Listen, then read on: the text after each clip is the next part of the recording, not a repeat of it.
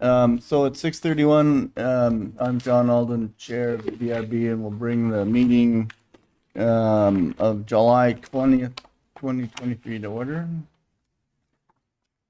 First on the John, should I do the opening script? yeah. All right. Meeting of the Essex Junction Development Review Board has come to order. This meeting is a hybrid meeting, which means that some or all of the public body is meeting remotely and some are meeting physically at 2 Lincoln Street, where the public may attend to observe, listen, and participate in this meeting. One member of this public body or other staff is present at 2 Lincoln Street to ensure the public can participate if desired. Please note that while we will strive to provide means for those attending remotely to participate in the public comment period, there may be technical difficulties or reasons that otherwise prevent or interrupt remote public participation. Therefore, it is important to note that the open meeting law only ensures the public's right to participate and comment at a public meeting by attending at the designated physical location as posted on the notice and agenda. If a member of the public or of the public body has technical difficulties accessing this meeting remotely, please alert us by using the chat feature on Zoom or by emailing cyuen@essexjunction.org. And in the event of a technical difficulty that cannot be resolved, we may continue the meeting, if necessary, to August 17th at 6:30 at 2 Lincoln Street, Essex Junction. Please note that all votes taken during this meeting that are not unanimous will be done by roll call votes in accordance with the law. As required by the open meeting law, let's start by taking a roll call attendance of all members participating in the meeting and have those members attending remotely identify themselves to ensure that they can hear and be heard throughout the meeting. So the full planning commission is here in person. Okay, and only person online is Marcus Serta. It doesn't show up on the screen, but we'll go with that. All right. Let's see. Any changes to the agenda tonight, Chris? No. All right.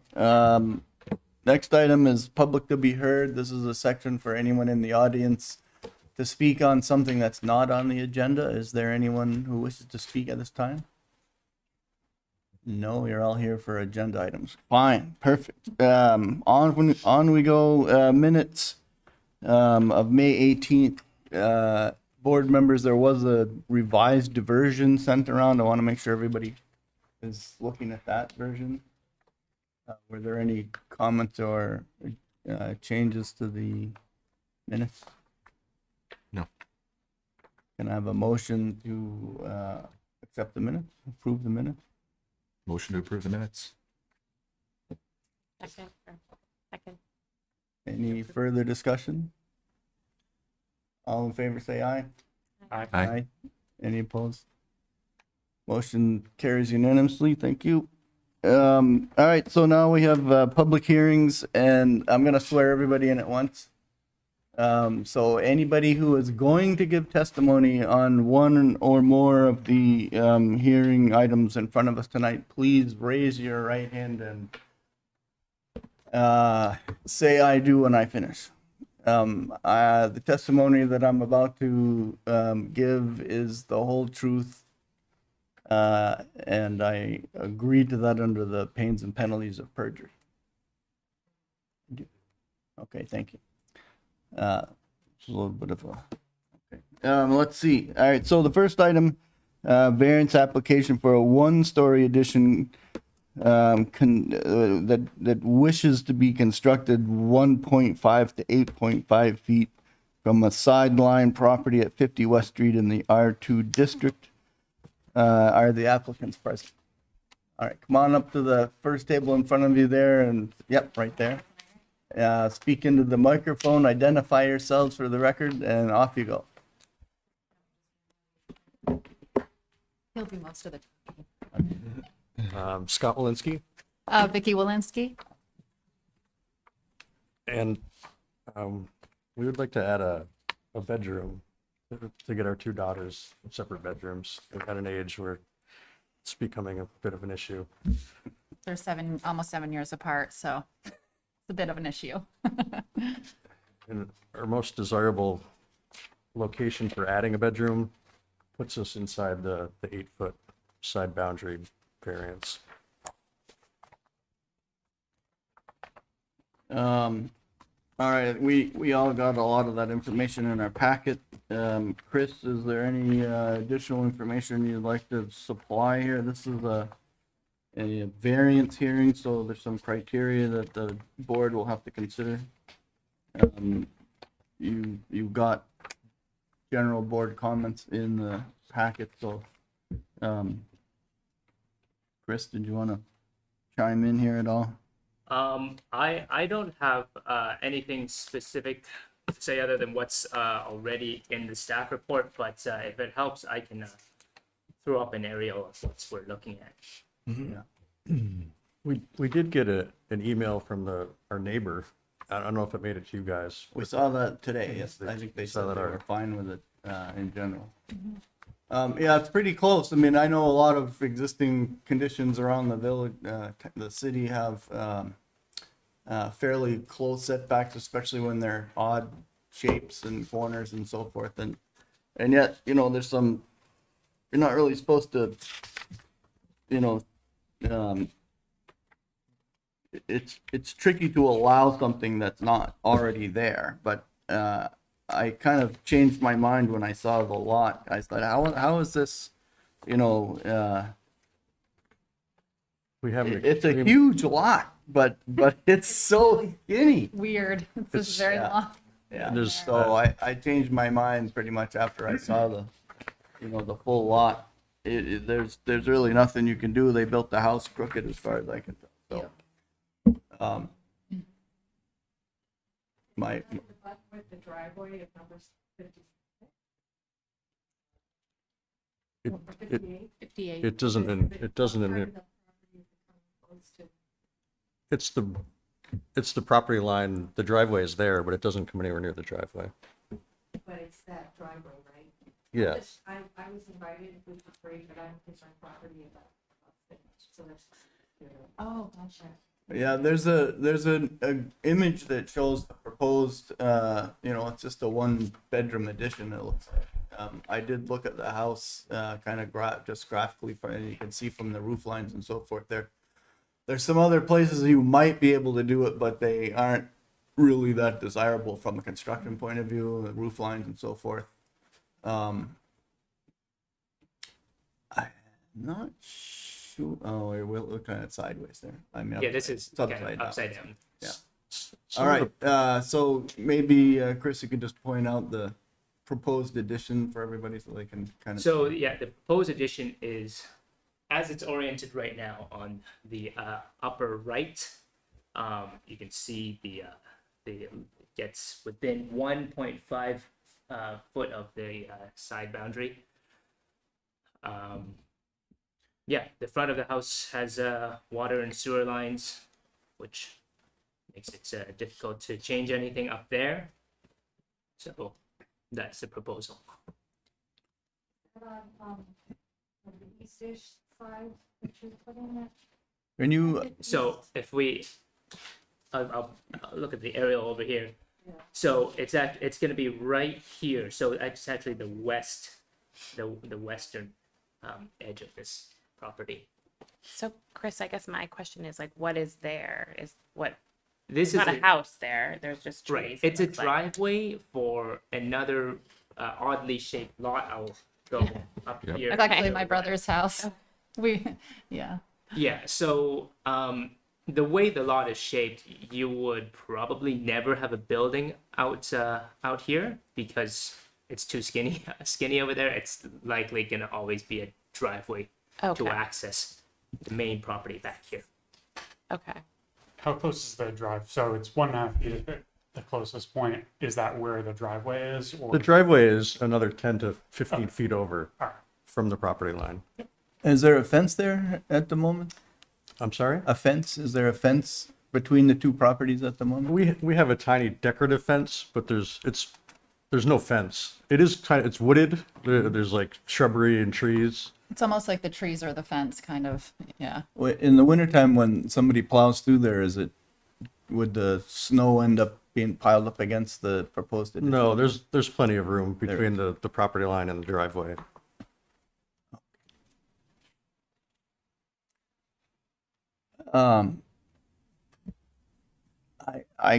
Given the circumstances, I really don't have a problem with it. You'd love to see, in theory, enough room for somebody to actually be able to walk and stay on your property and walk around the corner of the addition. 1.5 feet's getting pretty close. It's only a 12-foot proposed addition width, so, it can't really go a lot smaller there. Oh, look at that. So that's it. Nice picture. Yeah, so So that's the decorative fence you're talking about there. That's a separate part of it. In the backyard, there's a little bit of fence. yeah, it's a little hard to see from the street here, but you might be able. You can't really see it from Yeah, there's shrubs there and so forth. Will you need to get rid of those, are the shrubs on your property or your? The fence is on our property. It's like a 2-foot little fence, Yeah. little white fence. It goes about 20 feet.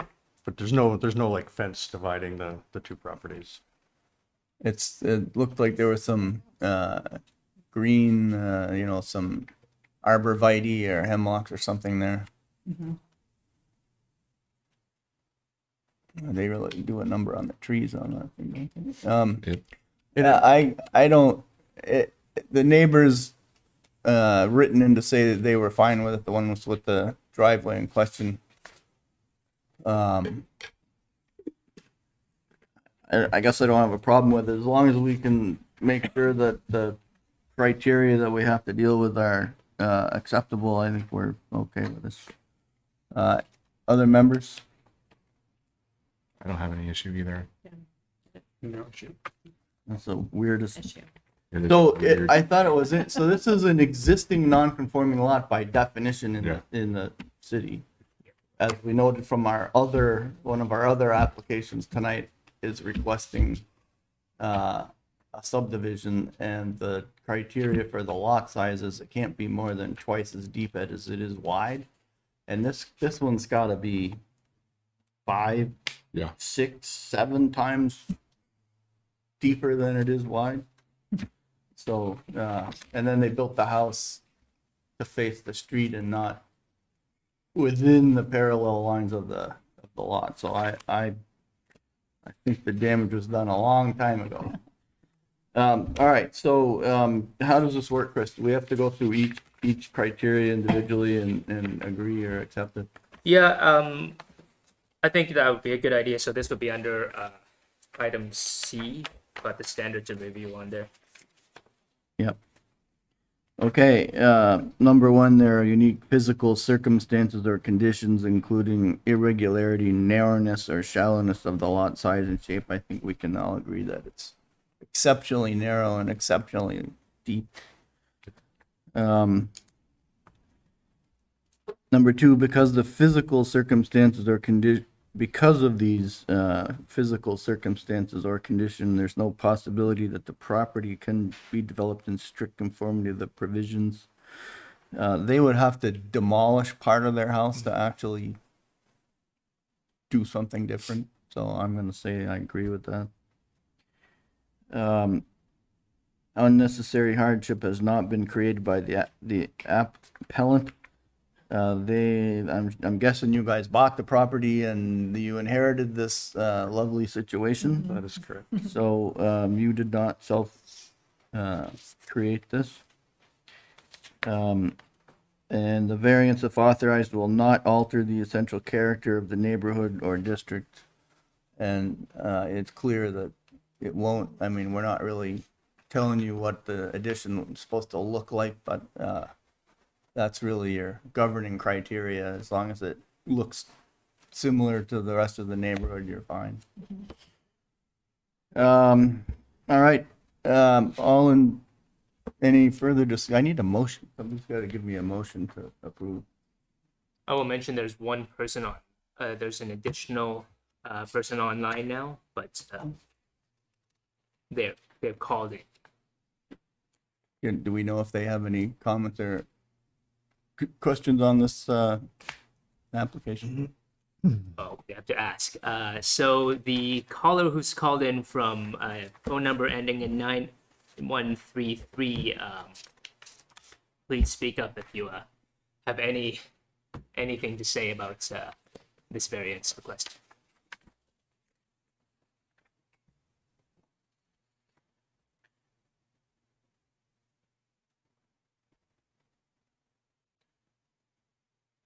Here, none. Yeah, I see there's a number 5 on here. I always thought there were only 4 criteria, but apparently there are 5. The variance, if authorized, will represent the minimum variance that will afford relief and will represent the least deviation possible from the bylaw and plan. So the only thing you could do to improve that would be to clip the corner, like put a 45 degrees in the corner, but nobody builds like that. So all the plywood I buy is square, right? That's kind of my theory as well. So that would be the only thing that would reduce your infraction would be to consider something like that. As drawn, as proposed, I think you're still doing the least possible. I mean, 12-foot wide bedroom is starting to get tight already, so I don't have a problem with that. Did I get a motion? I move that we approve the variance. Any second? Any further discussion? So who seconded? Robert? Sorry. She's been quiet. She's gonna come in later. She'll get you. All in favor of the motion as approve the motion? Aye. Say Aye. Aye. Any opposed? Motion carries. Unanimous. Thank you very much. Thank you. Good luck with that. Thank you. Appreciate it.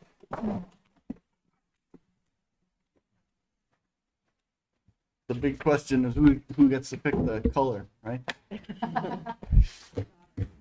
They each get the pick now. Okay, next item on the agenda is conceptual site plan to construct a 3-story mixed-use building with commercial on first floor and 34 residential units with parking at 8 Railroad Street in the VC District by Franklin South LLC. I see our applicant and their agent are are here, so I'll invite you up to the table. You're not coming up? All right, you can stay there. That's all right. Dan, how are you?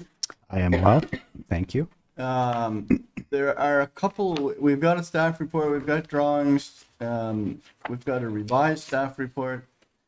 There are a couple of things to clarify. One is the number of stories that was, and I think I see what happened. So there's a 4-story front section and the whole rest of the thing appears to be 3 stories. Is that accurate? That is accurate. Chris, do you see that in your, I don't think that's the way your notes are written, but it's presented as a 4-story building, but it's only the front piece that's 4 stories. Back piece is 2 stories over a story of garage, right? That was a change with the submittal too. Yeah. All right, so, why don't you, there were a lot of questions asked that this is still conceptual, right? So there were a lot of questions asked last time. Many of them had to do with the site itself and the technical issues related to how it deals with the not really a street that's next to it, Gaines Court, and the surrounding district uses. So I'd like to clarify that. If you guys have any new information on that, I think Chris did a little work on that too. And then we can get into the other aspects of the design, architecture, fit, character, all that kind of thing. Okay. Right. So just one moment as I pull up everything we have over here to show on the screen.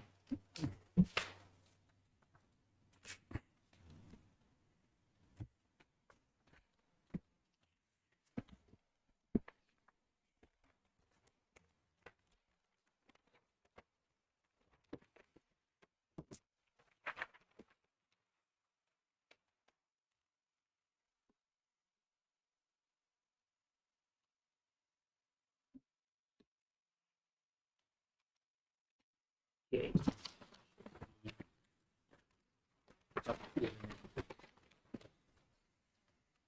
These are the new drawings. Great. So, Maybe we'll start with a site plan so we can talk about the lot particulars first.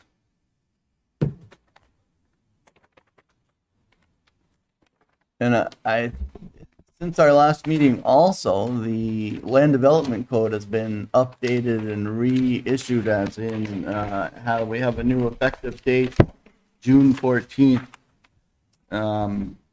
Adopting the latest version of the land development code, and there were several minor changes that I think actually clarify some things for this application. So I probably it's a good thing that we're looking at the new version. yeah.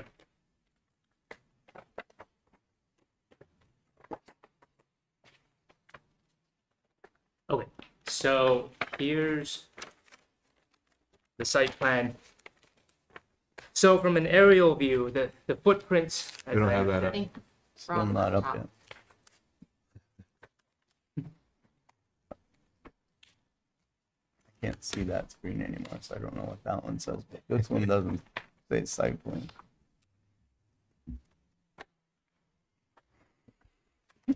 I see.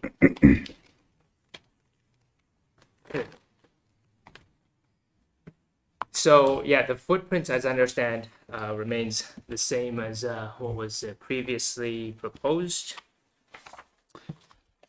But let's talk a little bit about the 15-foot buffer issue. That is what we were talking about last time that we were a little unclear about. I've spoken with the city attorney about this to see where the 15-foot buffer would begin if it applies.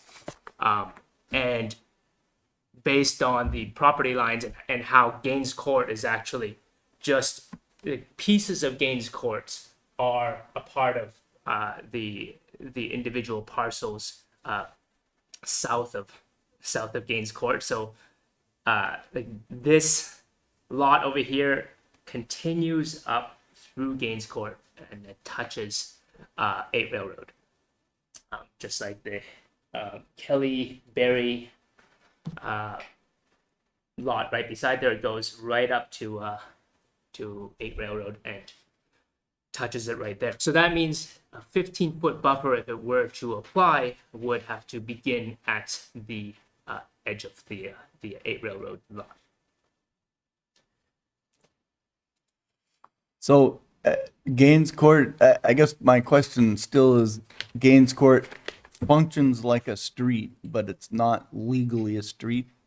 So therefore it's somebody else's property. It's private. It's private. Private property. There's no right of way. There's no agreement. There's no easement. There's no. Well, there's an agreement among the owners of the lots that use Gaines Court for access, but it's not a separate parcel. It's not a separate lot that's So and that I see in your updated memo that those parcels along Gaines Court are actually in a different district. That's right. So that's the rub, really, because if it's all village center, do we still call it The VC? zoning district is still called the Village Center Zoning District. Okay. So, so the village center zoning district doesn't include the buildings that are adjacent to this parcel. They're in a That's right. different district. Yeah, this is So we can't use the logic that's within the VC district itself. We have to look at what happens when there's another district involved. That's right, and that is actually something that that I had missed when I mentioned this this upcoming potential change to the LDC. Yeah. I thought it would change how this would work, but there was a specific wording in there that said, let me just pull that out. It only applies any multifamily development in the village center district that is adjacent to a single family use that is also in the village center district shall not be required to provide a 15-foot buffer zone. So in this case, the properties south of 8 Railroad are in a different zoning district. So and the rules in that other zoning district, are they similar? Do they require a buffer, or They would require a buffer if you are transitioned between multifamily and single family. There is a waiver that's a possibility, and that's 0.5 over here. all right, it feels like we've got some work to do to still figure out that edge, but how about the rest of the board? You guys understand that? So are you saying that like if it was so if it's, those are single family homes are in one district, if it was facing, if that new project was going to be single family homes, then there would have to be the buffer, but since it's not, then there's no buffer? No, that's that- kind of the opposite. So the new, Okay, if you are building a multifamily building on 8 Railroad, yeah, you have to provide a 15-foot buffer against single family. single-family homes. But if they happen to already be multifamily, then that 15-foot buffer does not have to apply. And are they all multifamily? They are not. So the one at the corner, I believe, is multifamily, but next to So are it has, yeah. so it has both. It has Yeah. single family and multifamily. So then how do you, Multifamily R3 is what I'm looking at on the map. Well, the zoning district is called multifamily. okay, But what we're talking about is the current land use. And the land use, you can have a single family home in a multifamily Multifamily. zone area. And Mary Jo Engel and also Kelly Berry. Hey, I'm Eric. Hi, I'm the owner of One Games Court now. I see. And my understanding is that your property is a single family home. Is that correct? It is. Yeah.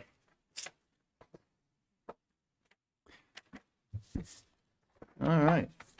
So the plot is still twisting as far as I can tell. Did I? Somebody mentioned edging earlier. Was that the edging in Gaines Court? Like here? Or was that other edging that you were talking about? Yeah, we're talking Something about that you, that side, a 15-foot buffer on that side. yeah, that seems pretty small. It's huge in the village center, but it's not small elsewhere. So as it's written, though, we're saying that if there is the multifamily housing, there should be the 15-foot buffer if there is single-family housing. That is correct, unless you say it meets the requirements for the waiver that's in 0.5 over here. Yeah. But Hey, sorry, Yeah. sorry, quick question. Also, I also live in One Gaines Court with Eric. There are telephone poles running down Gaines Court. Is that factored into the buffer that's currently in the design, or is there plan? So those, if I understand correctly, the utilities are co-located on poles that are owned by Green Mountain Power. Correct. And I believe the applicant has worked with them to figure out an alternative way to route things around. Is that right? That is correct. Can we get more info on that? The alternative way? Did you have a specific plan with them? Is it going underground? The current lines are going to be buried. Okay. So if my understanding is that if Gaines Court Gaines Court is quite narrow, and I think right now, I don't know if it was talked about at the last review board meeting, but like utility vehicles, fire trucks, like are unable to make their way down that road. Cool, so we can bury the power lines. That means we can widen Gaines Court and Essex Junction can take over ownership of that. I do not believe the city has a plan to take over ownership of Gaines Courts at the moment. But you could, without the poles, you would be able to fit a slightly wider vehicle in there. Indeed. All right, I want to kind of redirect us back to the applicant's presentation because I think we're not actually in the public comment period yet. We're still way. Sorry. Yeah, no worries. Let's give them a chance to explain what they're doing here. Sorry, Dan. No, that's fine. So it's correct that we have kept the same footprint. Implementing the 15-foot buffer will make this project very difficult to execute. So I was hoping that we could find a way to not have that requirement. Yeah, I don't. So I would mention because the property at the front over here is multifamily, 15-foot buffer would not have to apply to the front portion of the building. And given the shape, I mean, it would be a non-standard shape, but the front would not have to change to be in compliance with that requirement.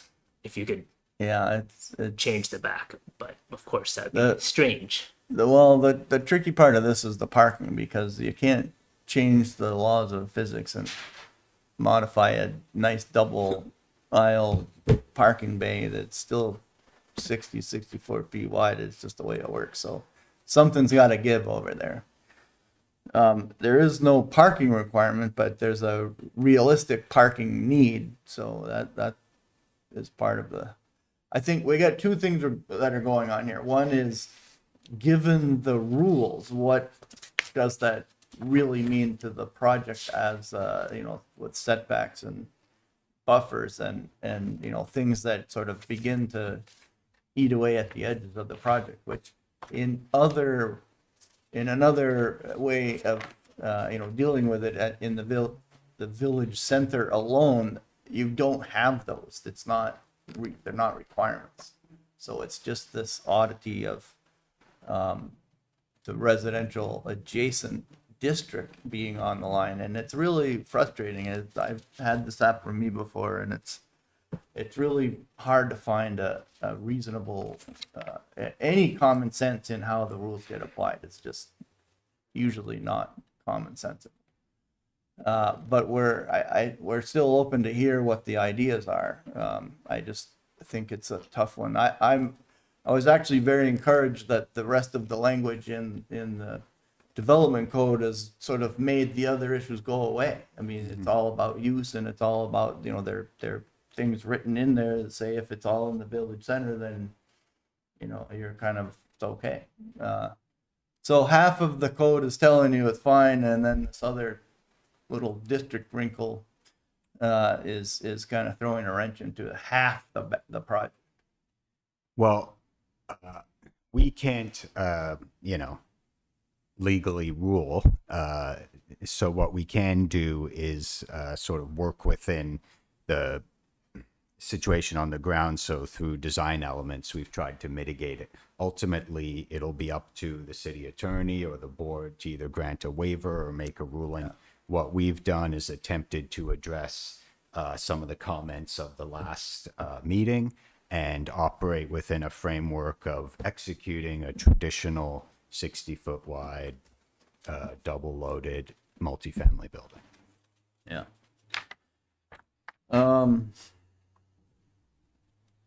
I gotta say that, just my looking at the way the district boundaries are, those parcels are surrounded by village center, and the only parcel that's not is the back half of Gaines Court, and it's a hole in the middle of a donut.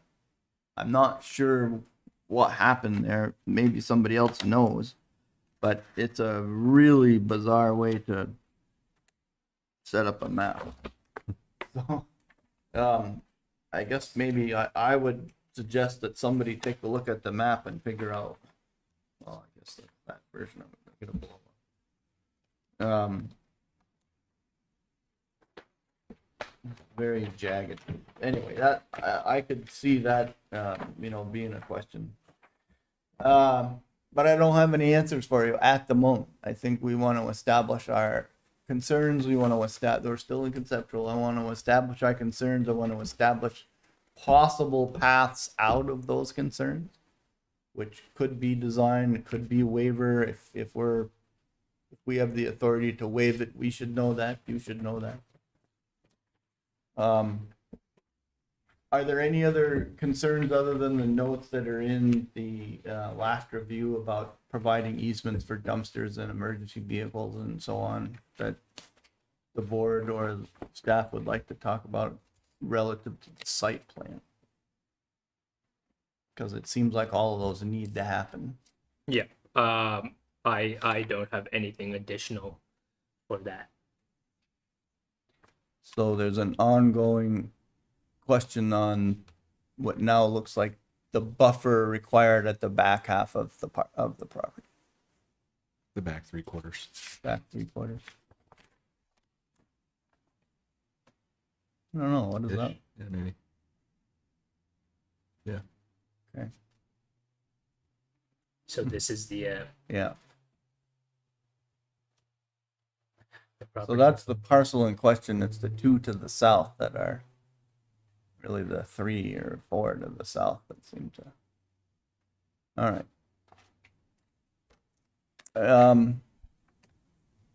Do we want to stay on site plan items or are people ready to move on? That's the only one I really see as an issue. I think you guys are going to be fine with the rest of them, like the easements and the service vehicles and so on. I'm sure you'll come up with a way to make that work. All right, let's talk about the updated, maybe you can bring these up now, Chris, the updated elevations and the character and so forth, and I'm gonna let other people talk before I do this time.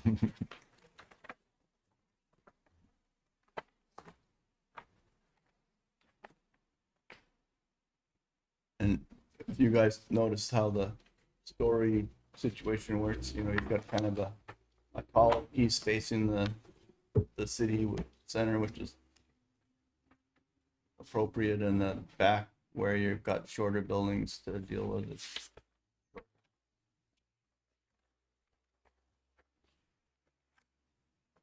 So anybody have?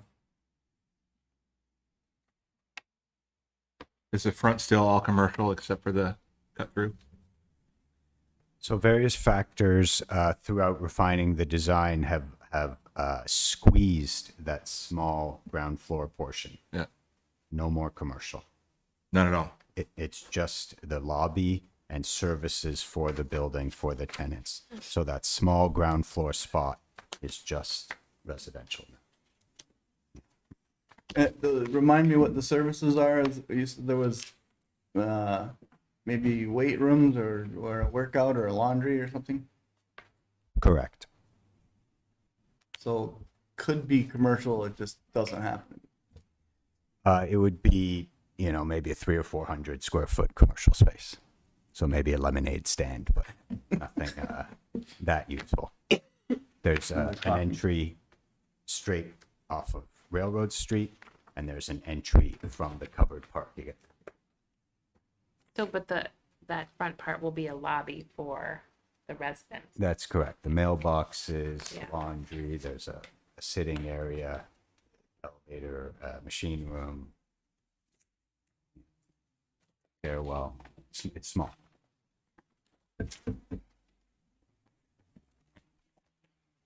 And you have an elevator at the rear also for the handicap parking? One elevator Just one? at the front. Yeah. Got to go up to the 4th story, so you have to Right. locate it in the front where that Yeah. 4th story. 2 stair course. One thing I should mention, based on comments from the previous hearing, we squeezed forward the back of the building to open up some of those residential views. So we took that square footage from the back of the building, made that 4th floor. That's where that came from. So the building does not extend as far back to the east. Really? Yeah. Is the site plan still accurate? Or are you saying that got a little shorter? So in terms of the parking lot, it's still the same extent, but the building overhead basically stops at that back stairwell, that back rectangle that you see. Yeah.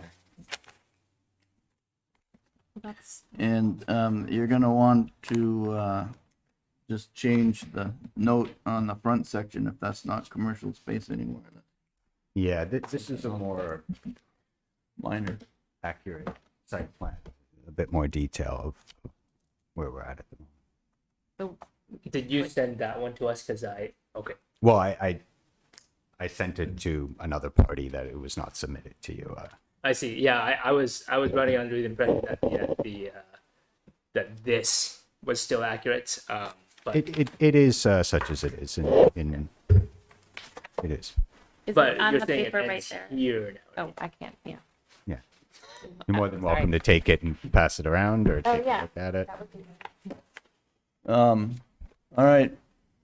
Architecture, fit, character.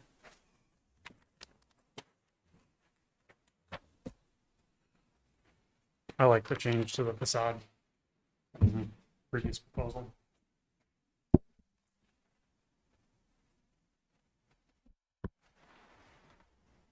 Anyone else? I, I'll dive in.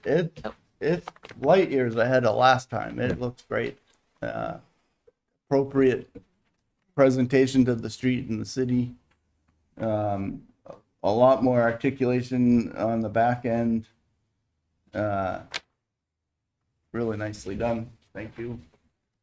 The only question I have really is the whole, the whole site plan buffering. I think the neighbors now have a much more interesting view in front of them if you're allowed to build it there. And the building on the street looks like it belongs in the city now. So, I think it's a nice job taking a lot of things that are available and as visual clues and turning them into the new facade for this is great. are you just doing plantings just where, are you, nothing in front of the wood? Or, On that south side. yeah.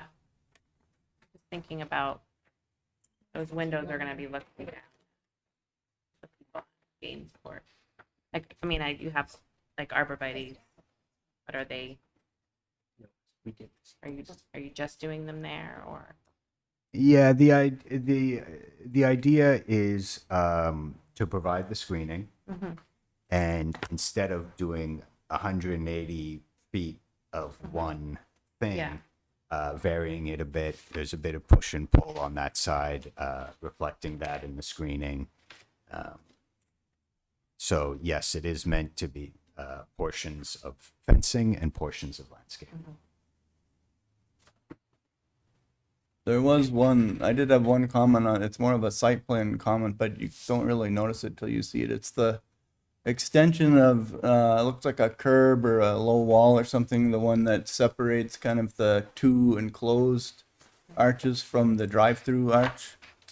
I swear somebody's just gonna drive over the end of that thing. Like half the time people will take the bottom of their car out on that because where I see those that happens, they get knocked over, they get pushed over, they get driven over. People swear at them, they nick their car on them. So I like that there's some walls out there to sit on, but you may want to take a look at that one. In practice, it may not actually be helpful.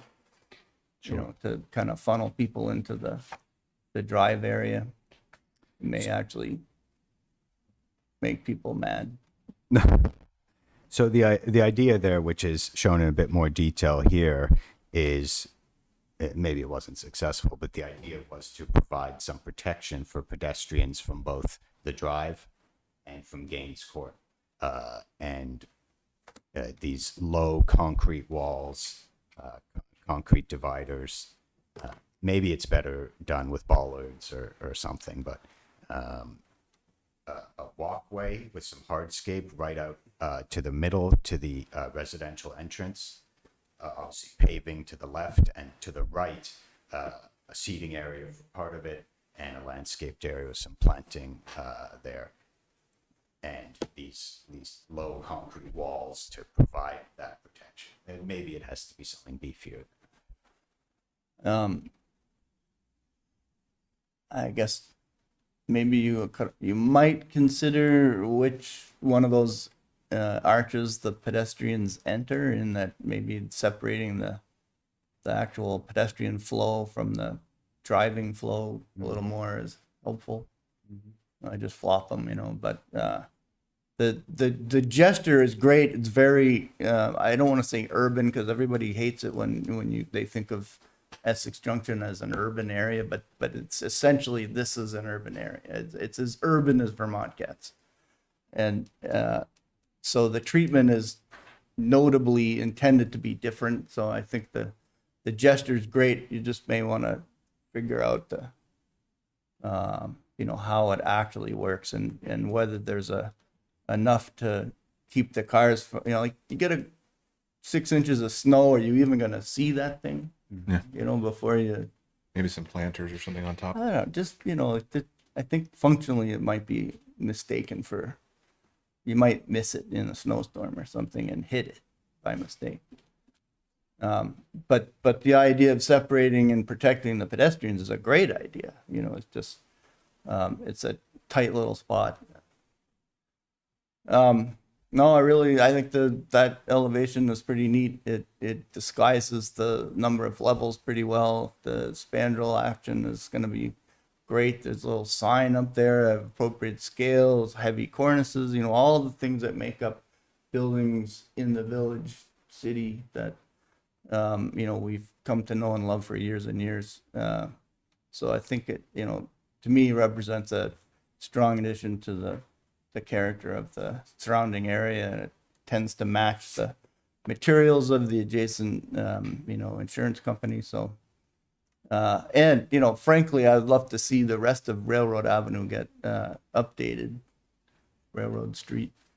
That street, as it becomes more well known as a travel course, with the reworking of the circulation underway right now, it's gonna beg for improvement. So this would be the first building on the new block to really have a presence there. So nice. Anybody else? I can see you having a cup of coffee in one of those chairs in front there, right? Just bring your own, because you can't buy it there. Walk across the street. 2 coffees. Is that room for the public at this point, or am I? Yeah. Well, let me grab the people in the room here, and then we'll get to you guys. And anybody that hasn't spoken that wants to speak, you're up first. Anyone in the audience? Mary Jo? You should, I would recommend coming up to the mic, so that's You either can, there or the mic. Mary Jo Engel, Sport.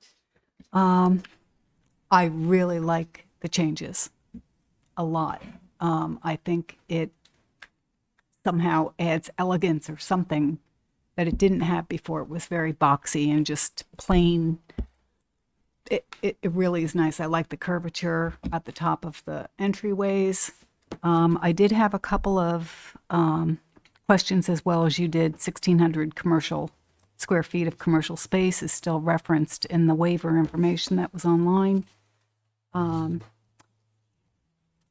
like how the area, I can now see what you've got going on here for Gaines Court. I like the variation in the appearance. I did have a question about the landscaping, the alternating landscaping. And given that, you know, when you first put something in, it's not that developed as a protective shield there. And I was just wondering if there's actual access from Gaines Court through those spaces there where the landscaping, the arbor vitae or whatever it's going to be, is planted. And I did bring up the power poles before in the last hearing in May. And now Gabe has referenced that it's going to be taken underground. At what cost to all of the folks on Gaines Court? And is that into perpetuity, that it would be maintained underground because we've got a paved road now? So I have a question about that. If it's not going to be the poles and it is going to be underground. But I really do. I like it a lot. It's a major improvement from what was initially presented. So those are my comments. Okay. Sorry, would you mind just being by the mic so that you get cut? I like to sit there. You can, I mean, it's just for the microphone. There's one right here. Okay. Right here. I'll do it just for you, Chris. Okay. What I was trying to say is the site plan is not updated because last time we were here, John, you said, come back and show us the building. That was the whole focus on the building. So we did that. That's fine. The building did shrink. That's how we created the 4 stories. So Mary Jo concerned her last time was looking at the building. Well, it's not looking at the building anymore because we shrunk it. Yeah. And that's just wanted to let you know that the site plan is not updated. That's okay. So the question was on the landscaping here. So burying the power lines and the utilities is a great thing to do if that, the question was, are they paying for it? Who's paying for it? Based on your track record, you've been paying for those things. I don't know if you plan to try and share that cost with anybody or not. No, actually, the lady on the corner with the 10 units, I offered to pay for her service because her service need to be upgraded. And I already spoke to her on the phone like 3 months ago, and I told her what's gonna happen, and I said it's gonna be on my cost, and she said as long as it doesn't cost me anything, it was fine. And Mary Jo helped me get her phone number because I didn't know her. I didn't know who she was. And So this may not be a question for you exactly, but the arborvitae, oftentimes, even though you put landscaping up there, you actually put a fence behind it, like a chain link fence or something for security. I was doing a half a fence. Half a fence, so still be exposed to the air Yeah. movement under the building. So it's like a 3 or a 4 foot high. A 4 foot fence, high. and which will be behind the arborvitae, so you won't necessarily see the fence, but the pedestrians or people wouldn't be able to walk through it. That's correct. Does that answer your question, Mary Jo? Yes. Yeah. I still have questions about the Underground. cost of the power and who's paying for the power. And And the repaving of the road, et cetera. is Gaines Court paved? Yes. Really? Been a while since I've been down there, but it didn't seem all that smooth. Can you explain the power part? Are the power lines in the Gaines Court? I'm gonna call it right away, even though it's not right away. Or are they on your side of the? They're on my side, They're being on your taken side. care of. Anything on Gaines Court is not going to be touched. Okay. Only the 10 unit in the front. Okay. That's the one the service has to be changed. But the rest of the houses on Gaines Court, they will not be interrupted.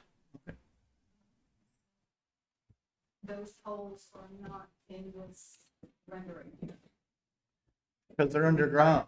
He's gonna put them underground.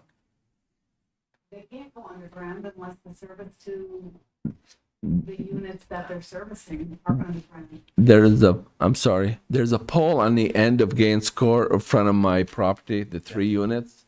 and that's what's serving Mary Jo and the other folks. It comes out of that pole. That's not going to be touched. The pole stays there. This one, yes, this pole is going to be moved. Moved.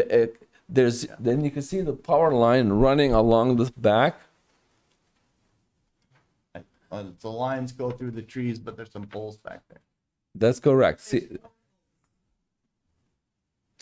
So just this front pole is gonna be taken. yeah, so what's gonna happen, the meeting with Green Mountain Power, they're gonna take an underground, they're gonna move this big pole, to Yep. create a wider entrance. Okay. They're gonna take it underground to a transformer. From the transformer, it's gonna go back to the back pole. What's not the further, not the one in the middle. That's gonna be disappear. The one in the middle, the one in the back, and that's what feeds the 3 houses on Gaines Court. So the power will come back up and tie into that pole, and then their service will be uninterrupted as it is now. That's right. So there's only gonna be one pole left. That'd be the first one and the one all the way in the back. The one in the middle disappears. And this one gets moved a little bit. That's going to be shifted to create an I think 12 foot or 14 foot. 14 feet. Sorry, there's 4 power poles on Gaines Court. Right. They're gonna move. The 2 in the middle go away. 2 in the middle go away, and the one on the end goes away. The one in the on end stand. moves. The one Oh, the on one the is- street moves. The next 2 go away, and the one in the back stays and continues to feed the homes back there. That's the way I understand it. I don't understand that. Currently, the power runs from my house right out to the pole. So if there's no pole, how is, I think that pole remains, and the pole at the street remains in a different location. The 2 poles in the middle of Gaines Court, correct me if I'm wrong here, will go away. The service between the street pole and the pole that serves your property, your house, will be.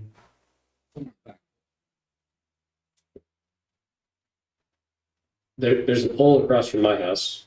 I'm looking at it, and then there's a pole across from Mary Jo's house, and the power lines go right out to those poles.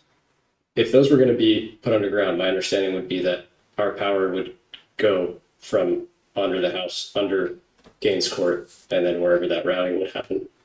I mean, I know nothing about what it would mean to put poles underground, but it seems like there's a little ambiguity in this area. All right. Well, when you guys come back, can we have a? It'll be on the drawing or something. Yeah, pull up Green Mountain Power explaining the. All right. Anyone else in the audience here have a comment? Anyone else on remotely have any more comments? I just want to say I love the building. I wasn't here last week, but I think the building's fantastic. I really, really, really like the design. The 15 feet is certainly top of mind for me, but I mean, I think that the overall taste of the building is just beautiful. I think it fits Essex Junction wonderfully. So, like, really good job. Thank you. Cool. All right. Anyone else on the board? Staff? I don't have anything. It's just the 15 foot issue and the waiver for that, and whether or not that. Do we have Would be do we know whether we have the ability to waive that? Yes, it is in. It's I've in, put that in number 5. So section 708(5).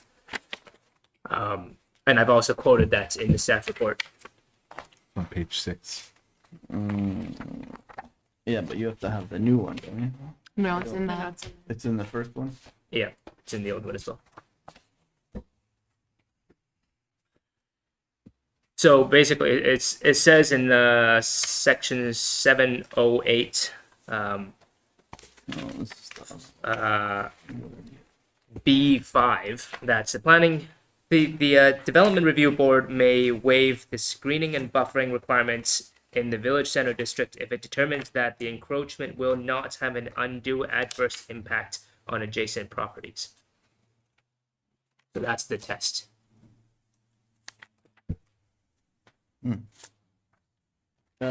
My my first thought is that you're gonna have a tough time proving that, but and I guess I think it's nice to know we have the power to do it. I think that's the first thing, is that you have an issue in the back 2/3 of the property with the screening buffering requirements. There is a requirement to have a 15 feet, but the DRB can waive it if we agree that it isn't necessary.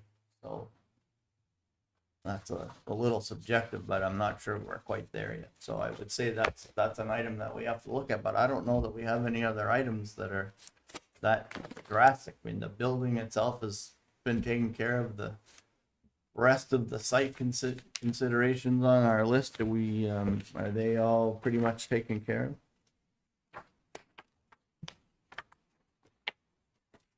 Right, so we have, The other things are. if we look at all the so-called proposed stipulations, which you wrote as if this were being finally reviewed, right?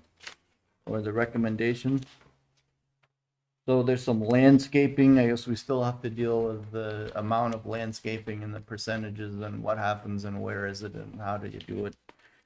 There's the buffer that we're supposed to have that we might be able to waive if we are happy enough with mitigation efforts. There was a pedestrian access item. Was that resolved? That was from the front of the building out to the street, or is that? Oh yeah, actually, now that it's clear that there's pedestrian access from both the front of the building and from the parking lots. I think that is addressed. Okay, so that one seems to be all right.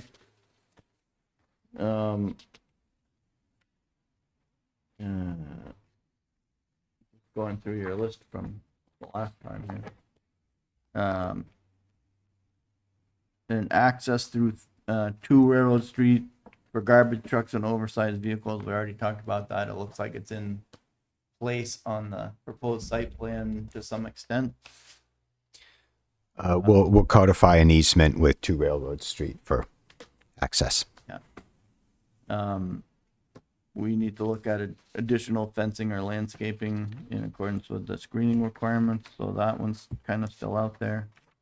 And the rest of it is, I think it's okay. I mean, I think it's really helpful that the building steps down in the back, because I think the back is the area that you might have a sensitivity issue with the scale of the houses that are adjacent to that portion. So that was really nice not to see the whole thing go up higher. I think, and the fact that the front is higher makes the back look shorter, which is kind of interesting. So then the proposed stipulations, I mean, it's kind of all technical in a lot of ways, drainage and bike parking and stuff. I'm sure you guys will deal with all of that, so I don't think we need to keep talking about that here. I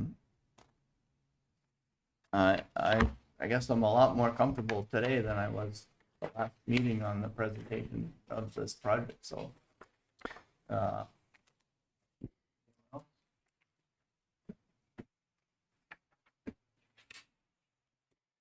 Can we get a new plan to show the building, like what you have, like submitted? I think because that would be nice to see, like a final.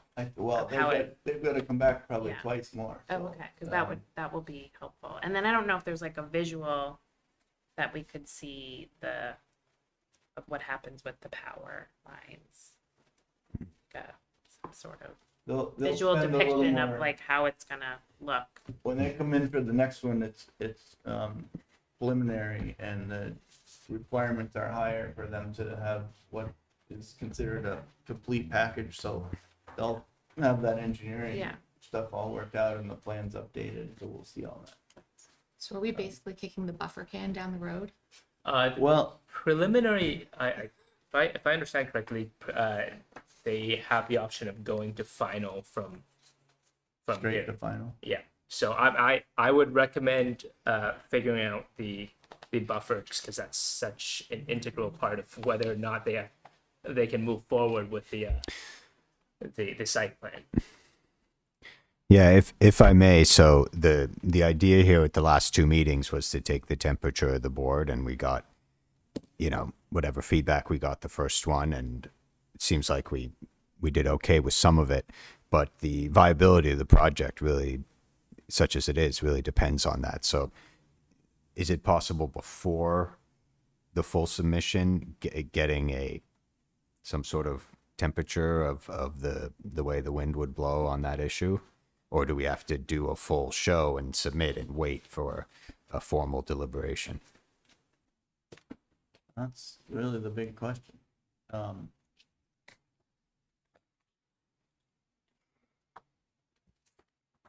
It's such a strange one. And there's a street there in between.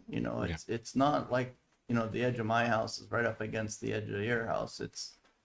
There's front yards and streets, and there's essentially all the aspects of buffer that normally occur except the trees, and the fact that it's actually on all of those elements are currently on the neighbor's property, not yours. So So it's a 15-foot setback from well, does From it the really property say line. setback? It Or is, Or- buffer? sorry, it's a not a buffer. yeah. It's a the buffer, but where's the 15-foot start? It's from the It would side. start pretty much on the edge of the driveway. So But right. the- So But the two railroad side of the edge of the driveway, right? it would Yeah. start from Yeah. the lot line, Okay, just because legally speaking, the Gaines Court is owned that makes sense. Just by each house. I mean, this is the tricky part. I mean, I would love to say, well, let's do a narrower buffer and, landscape it up, and, they aren't going to be able to spend their whatever percent of landscape on this parcel anyway. But, if you gave them more green space to work with, they could put a lot on there. But then they don't have room for the building because they can't push the building over. They can't take out a row of parking really. So you either want the density and they're entitled to it in their district, or they get the buffer because the neighbor arrangement says it's gotta have.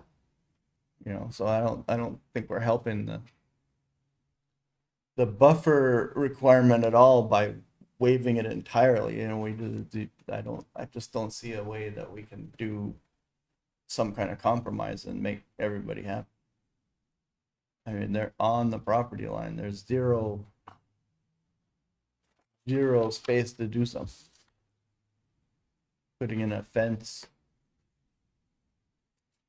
doesn't really help. Well, so I think the test here is whether or not the encroachment will have an undue adverse impact on adjacent properties. How do you? What's your reasoning behind? How are you thinking through that? So far it's just the multifamily use next to a single family use. And, again, I'll say that I think that whole section in there at some point is gonna have to be reconsidered. There may be multiple improvements to that area just based on up and coming and new traffic patterns and new use patterns. It's essentially underdeveloped territory, but at the same time, it's there. It's been there for a long time. It's in its own district. It has its own rules. It's not supposed to be, you're not supposed to do something to it that's overly burdensome. So I find it to be a challenge to split the difference. It is housing. It's at the moment, it's actually pretty nice housing. a nice project. But it's on the property line and there's no option for buffer. So because it's multifamily, that's what's triggering the buffer. If it were a commercial property or No, multifamily or commercial.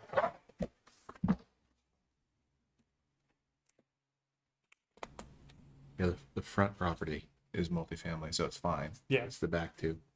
Yeah, I was just trying to think through, like, if this project were not to move forward, is there some other type of project that would not be subject to the buffer, but would be more undue and adverse to the.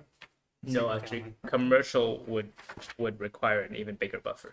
Yeah, no, it's not, you know, I'm looking in the MF3, requirements just to see what their requirements are. And they allow a 3 or a 4-story if it's, affordable housing.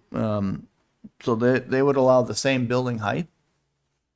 It's possible to take those parcels and put, you know, something bigger on them. PUD could change the whole thing around entirely. I don't see a lot of buffering requirements in that district itself, but they do only have a 40% lot coverage. The buffering requirements would be under section 708. It's Yeah. just the same ones. Yeah, so you're back to the use here and the use there. So essentially, they could be the same uses because multifamily 3 you can have, right? So I guess that, again, that tends to say to me that's less of an issue than it would be if that was, like, for example, MF1, or it wouldn't be if it was residential 1, you'd be in a totally different ballgame, but all right. Anybody else? Questions on the buffer? Anybody online have any additional questions on the buffer? I mean, I think Christine and I feel like we want to help get this project like over the line. I mean, for housing and you know, for value to the junction. It's really hard to sort of say,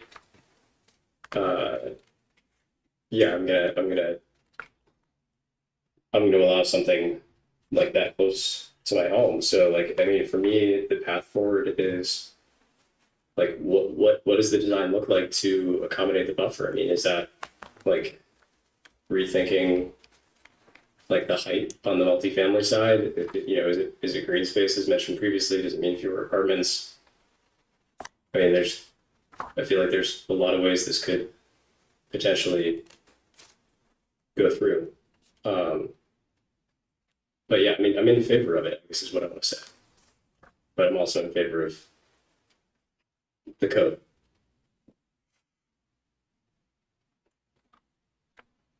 In favor of the building as With the proposed with 15 feet, or where it stands now? Well, I can't say that I'm in favor of the building as proposed because it doesn't meet the 15-foot buffer requirement, right? But I'm just saying in principle, the building, like I think it adds value to the space that's there now. Like currently, there's a lot of like use that it's just sort of empty space across from them. So like adding value in some way, I'm definitely in favor of. Like I'm in support of the project in principle, I guess. So that's all I got. It is tricky because it's currently a multifamily use proposed to be adjacent to a single family use, even though it's in a district that isn't single family. It's not zoned single family, it's zoned multifamily 3. The densest multifamily you can have. This is the densest residential you can have and still be, you know, residential. So I'm a little less concerned. I mean, you're talking about, okay, multifamily use next to residential is here, but now you're really, it's not really single family. It's currently single family use, but that's not its zoning. Somebody could come along tomorrow and change that. So it's a Does tricky, local government move that quickly? it's not about government. This is all private development. I mean, unless the city, You city. could turn that into a duplex tomorrow if the owners want it. Oh, you basically. mean Yeah, these into right. duplex and then Yeah. it changes? Gotcha. That's right. Yeah. I thought you meant change the. No, the actual zone, zonings to the- it's zoned, the zoning use is much higher than its current actual use in terms of density and what's allowed. And I'm still struggling with that part of the code, because I know we changed the code to say use and use, but is it the current use or the allowed use that we're talking about? So I'm kind of on the fence, because I would like to see the project go through, but I can't quite handle the way the code is still written. I think it still allows for somebody to say, nope, it has to be a 15-foot buffer. And Right. I don't know that that's what we really wanted. I'm interpreting it as the 15-foot buffer Has to be there. would, I have not been swayed to thinking a waiver would be appropriate in this situation. So for a pulse check, that's my, Yeah, I mean, that's definitely how I feel as one of the homeowners. I mean, is it not an option to widen Gaines Court to reach the 15? I mean, I'm not an architect. Like, I have no idea what it would mean to like take that line on Gaines, to take the line of the building and bring it in, right? I mean, I've realized that there's parking spaces, and the space in between the parking spaces is actually like reducing the width of the building as a whole. Is that impossible or completely unreasonable to reach the buffer? I mean, it would reduce the size of the building. I understand that.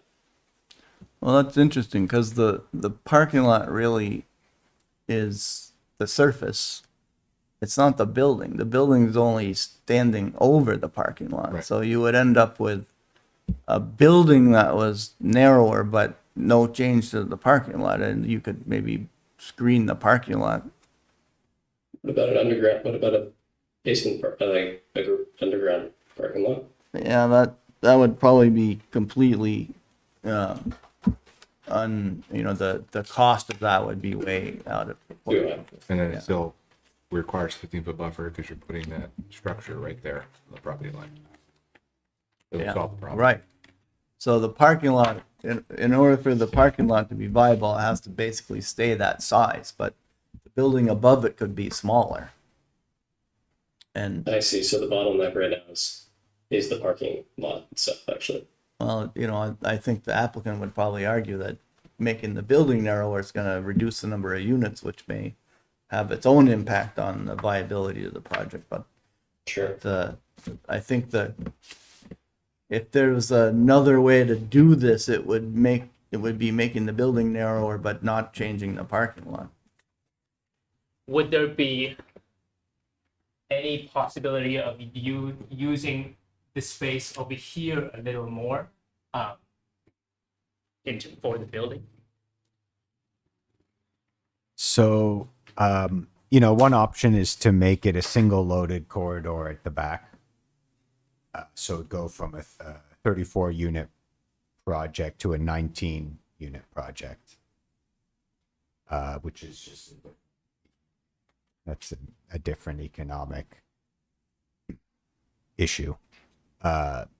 Turning the corner with the building,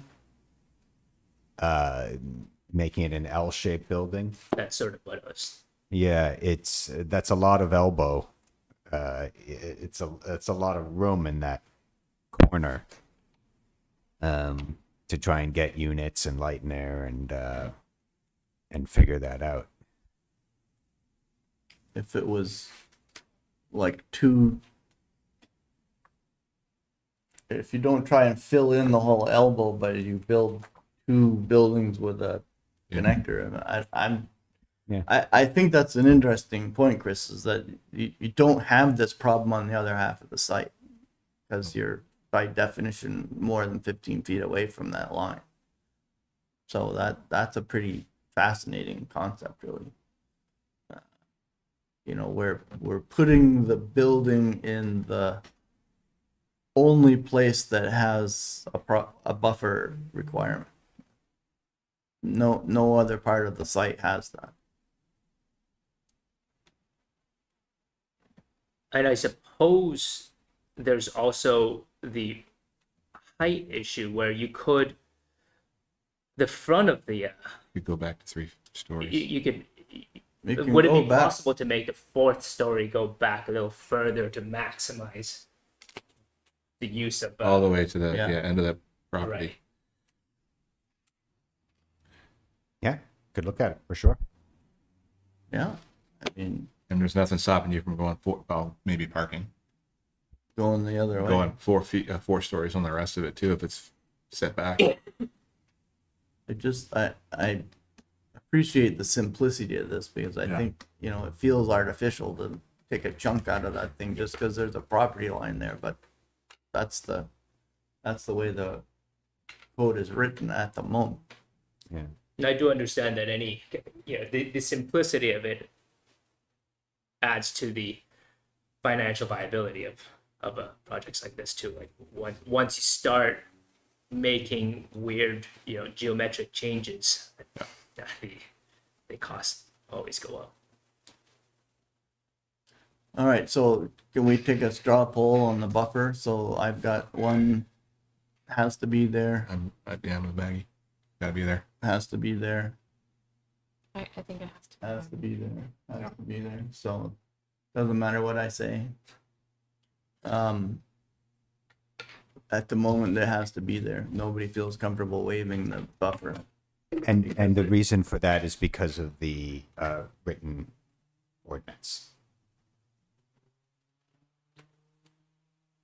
So, right. So the waiver is possible. The DRB may choose to waive the screening and buffering requirements if it determines that the encroachment will not have an undue adverse impact on adjacent properties.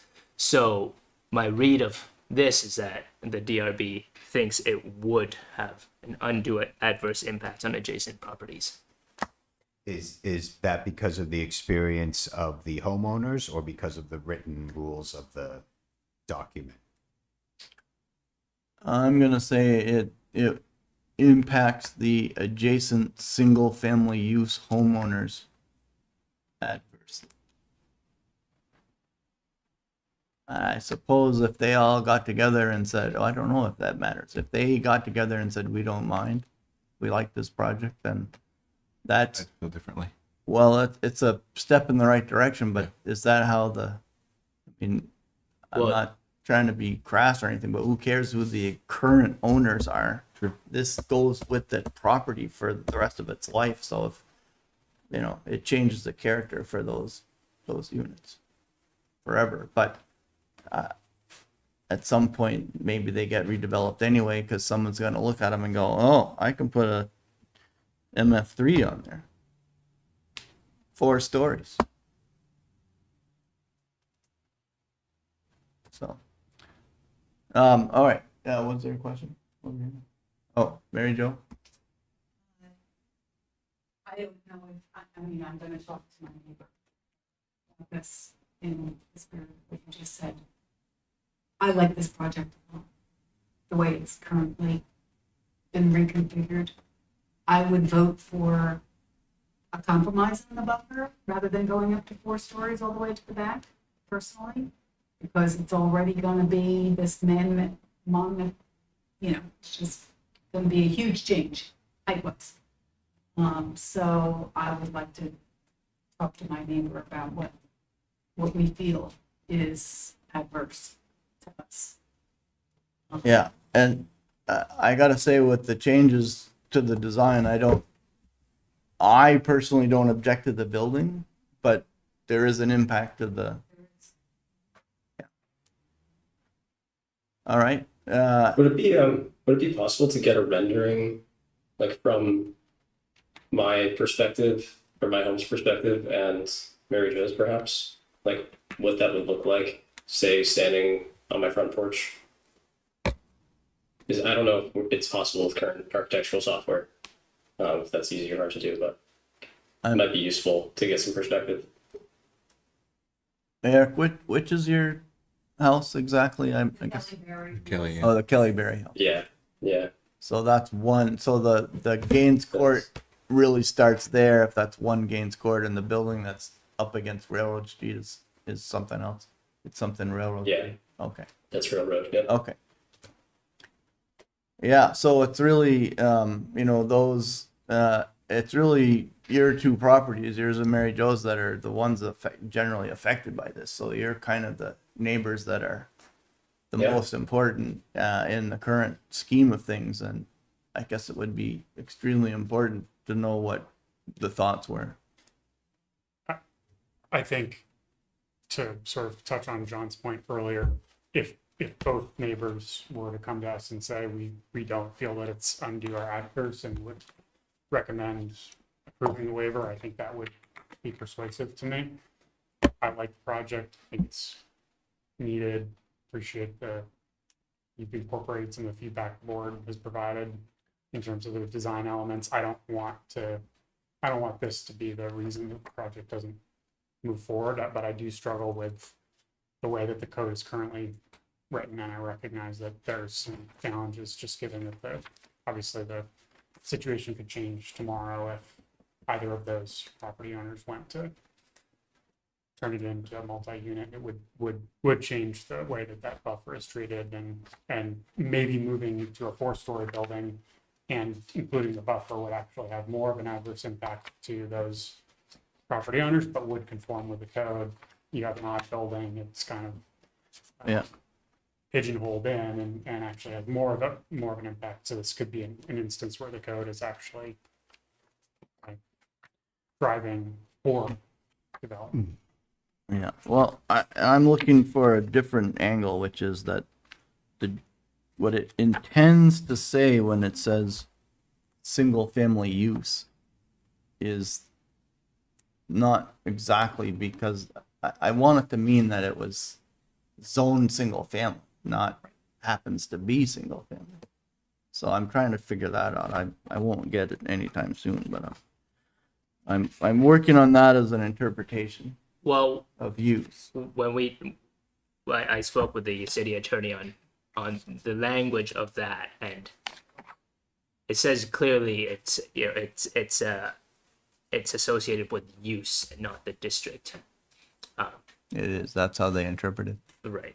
So it doesn't really matter what I want it to mean. That's how they that's how they interpret it. And All I do right. think Well, it would- that's important to know, because it really, if it comes down to somebody arguing, that the attorneys get involved, and then we don't. That's why I'm saying you don't get common sense anymore. You get whatever the accepted use means. So, okay. Well, it sounds like there are a couple of paths forward, but that the buffer is a challenge. I would just like to say nice job on the rest of the project. I think you guys really did a nice job bringing it up to another level. So, and that's evidenced by the support that the project is getting from, for all other purposes and from the neighbors themselves. So, yeah, really nice job, and hopefully we can get this on track. So, John, I would suggest the paths forward for the DRB is to either continue the hearing and see what changes what additional work is done, and review this again without needing a new application, or you'd have to approve or deny the conceptual site plan at this point. Does the applicant have a preference? We'd like to move to final, but if we deny the application now, you got to start over again. So, That's the route I would like to take tonight, John. To move the project to final. If you deny me, that's what happens. Take the next step. Okay. Fair enough. Do I need to close the public hearing? Is that a thing? Yeah. All right. Well, so- you can either close it or you can continue it if we want to see another version of this next month. But yeah, those are the options. I'm hearing that the applicant doesn't want to do that, so I'm fine closing the public hearing and moving on. Just one last thing. I had mentioned a render. Can the applicants commit to that? Well, the elevations that were presented, when they zoom in on them, it's pretty close to what you're gonna see from your front porch. I don't know if that helps you or not, but the rendering, I mean- I don't know how close you guys are to the software. Is that in Revit or is that in CAD or what? So this was done in Revit, and I could snap a view from, where I think you'd be standing on your front step. What would you see? I'd imagine it's what you think you'll see, which is a modestly large building blocking the majority of what used to be your clear view. Of the parking lot and the empty space. Yes. Yeah. That's why I'm saying I think the elevations are pretty good. They're detailed enough to see that. All right. Eric, anything else? I mean, I'm only asking for it to. I'm not asking for it for further evidence to be convinced that I need a 15-foot buffer. If anything, I would want it to say, oh, actually, that's not bad. Right. So it's just kind of I'm in favor of the project, right? And that's sort of like if we look at it, we can the board looks at it and says, yeah, that's actually seems unreasonable, or it just seems like adding that information might help. But Eric, I have seems like we're moving. Yeah. sorry to interrupt. I have a question for you, which is, I think what I hear my fellow board members saying is that they feel like the code dictates a 15-foot setback or buffer, and we have the ability to weigh that if the project moving forward would create an undue adverse impact. Is your view that the project is proposed, which you support, if it were to move forward with the waiver of the buffer, would you view that as an undue adverse impact? Yes, today I would say it is definitely an adverse effect.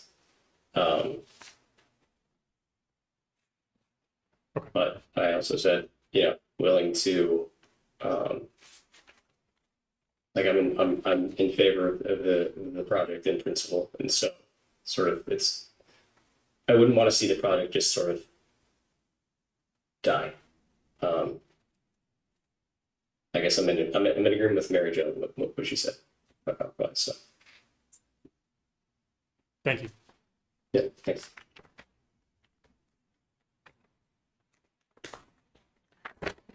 All right. I would take a motion to close the public hearing. And I will mention just before you do, if you close it and the applicant does want to come back again, they will have to pay the fee again and to come back to the DRB. So we can't make a ruling on it, whether we approve it or deny it, without closing it, right? So we would have to just all agree to walk away. Right. It's like, Only yeah, thing the only other option is to keep it open and So to the allow for another revision. only thing I see happening, it could be another revision, or there could be, somebody that, one of the, maybe the current homeowners say they support the project, and that leaves it still on the DRB's shoulders to decide that there's no undue impact. And, I'm looking at that, you're 25, maybe 30 feet away, you have a new 3-story wall in front of you. And that's a big trade-off to 55 feet away or 50 feet away. So, I'm not, I'll go either way, but we got to do one or the other right now. So,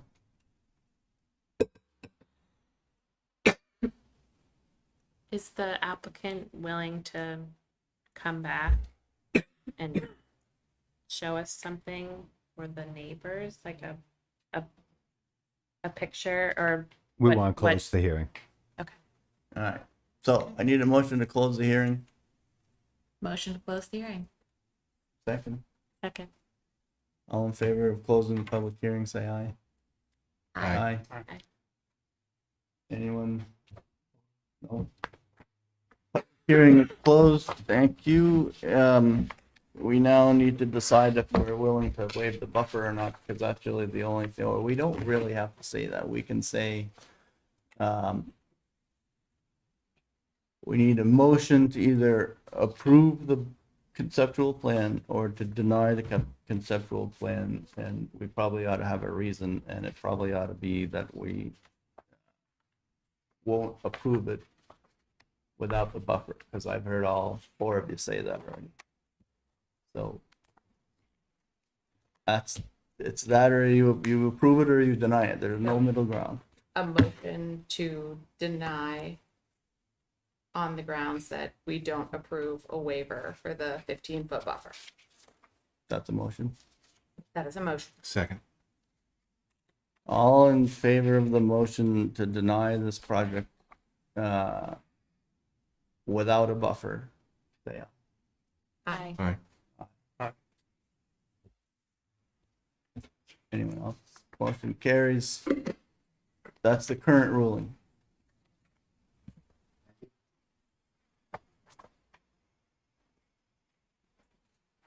All right. Well, that was dramatic. Okay, we're on to, did something get added to the list that's not actually on my old agenda? Yes, Grove Street. I don't, Staff What is report it? has a Road? typo on So the, the next item is a sketch plan for 2-lot subdivision. yeah, there's a typo on the, Oh, sorry, what is there's this? it says 2 Railroad Street, but it's River Oh. Street. Oh, that's the, Staff And that report. got Two fixed. River that's the Street? one that got fixed, yeah.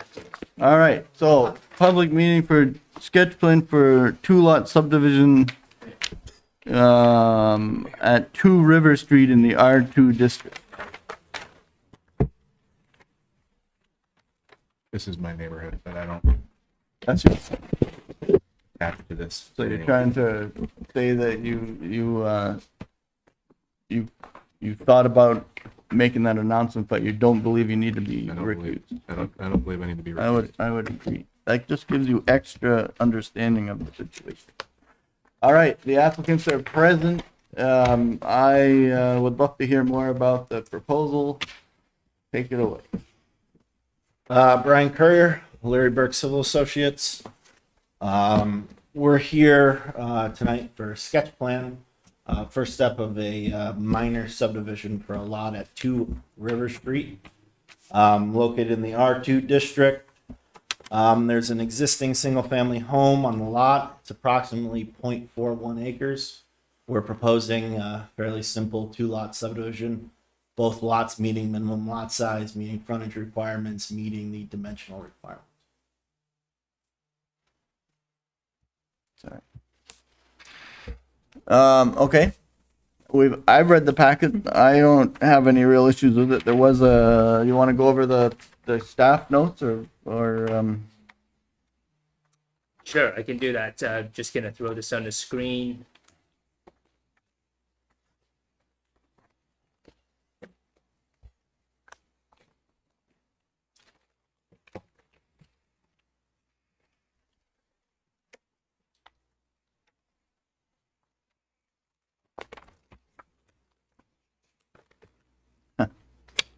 when I saw this the first time, I looked at it and I thought, oh, this must be the waiver.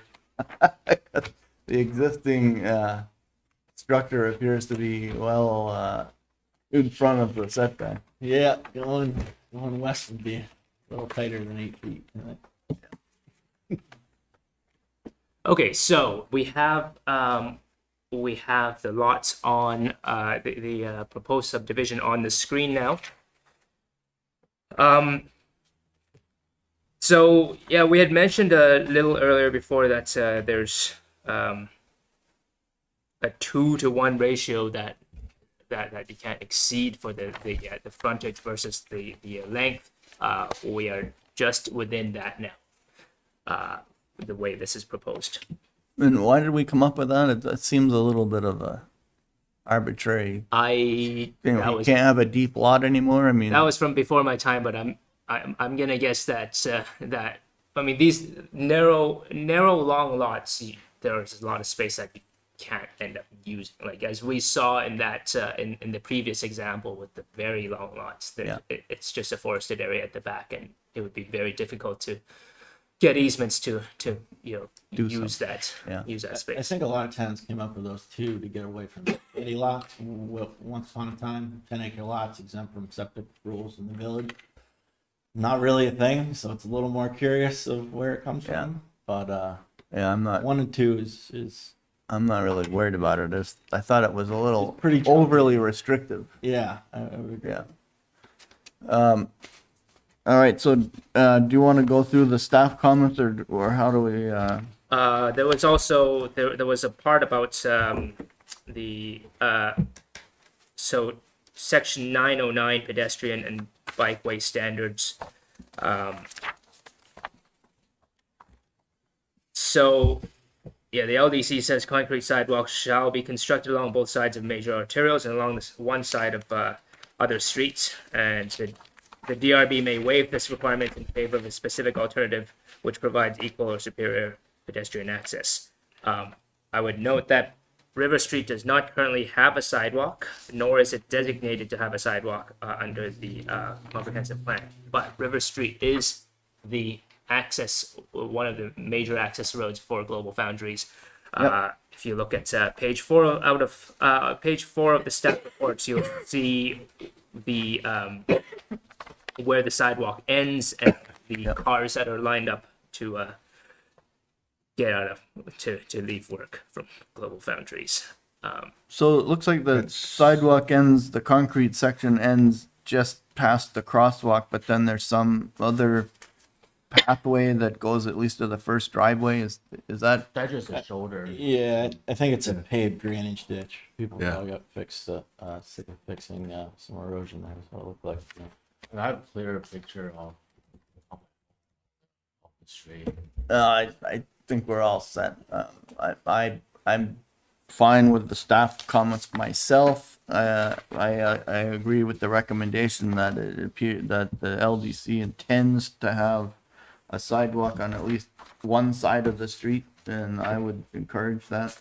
So I would just say that with the with typical subdivisions, a lot of times you're building new streets with sidewalks. Usually new streets, density is much higher, much bigger budget. Here we're talking about a 2-lot single family subdivision and potentially building 230 feet of concrete sidewalk along the front of River Street. I only see 158 feet that we have purview over on this. Well, as a subdivision, I think you would have purview to require the connection to So in Williston, It says the Park Street. Park Street. In Williston, the sidewalk connectivity was patchwork for a long time because they were allowing people to build. If you wanted to develop your parcel, go ahead. We want the sidewalk or the bikeway or whatever it was, and you built it on your piece. And when the next piece came along, they built that, and it was Right. regular. And it's now all coming together. It's pretty nice. And up in the town, they did the same thing where the NBT bank is. They built sidewalk on theirs and stopped it at their. And I'd also say those projects coincide with much bigger projects. We're talking about a 2-lot infill development here. And you'd have to do 150 feet of sidewalk. So what do the people do that live down here? Do they walk in the street? I mean, to start off, I live over at Seven River Street. I mean, every single day there's maybe a handful of people that walk past by. Mostly there's vehicle traffic. And I think there's a very minimum foot traffic on River Street. And what happens on Staunton Drive, which is just down that corner? Yep. I think it's standard. You know this, man. What goes on? No over there? sidewalk there. No sidewalk anywhere. Yeah, there's no sidewalk on Stand. But it's also not a entrance or exit to Global Foundries. Which is busy part of the time, right? Commuting hours mainly, peak hours probably, right? 7 to 9, 4 to 6. Other than that, it's an entry drive to Global Foundry. Asphalt. I think we need to follow the intent of what's supposed to happen here, which is it's a parcel, set of parcels in a area that, I mean, they're kind of weird. They're trying to take sidewalks out of some places around the city, and because they only need them on one side according to the priority list.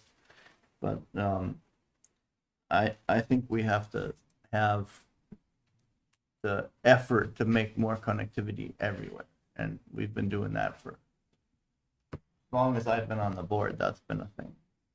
I can't see allowing an opportunity to go by and not doing that. I agree. That's my feeling. It's a busy road. People come down that curve. We're more than happy to provide an easement, Yep. but in our view, this is more of a public works initiative than a sole, not even a developer, a homeowner. Is that a fair thing to? I would not, that would not be the intent of how the subdivision rules were written. And you do have a point. These are the same regs for a 100-unit subdivision and a 2-lot subdivision, right? Right, but if we're asking for sidewalk in front of your house and maybe one more house to reach the front, like Main Street over there, at this density it wouldn't get any cheaper than that. Like unless we're saying that we only want sidewalks for multifamily areas, that's in terms of how you share the cost, it's not going to get any better than that. In my opinion, it is that seems to be the intent. The intent of the LDC is that sidewalk should be provided unless there's a good reason to say that it is safe in another way.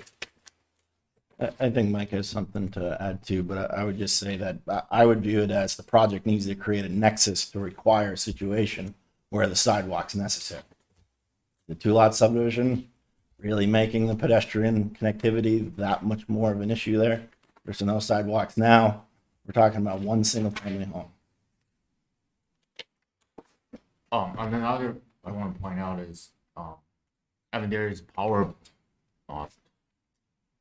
poles and then also traffic light poles right in the.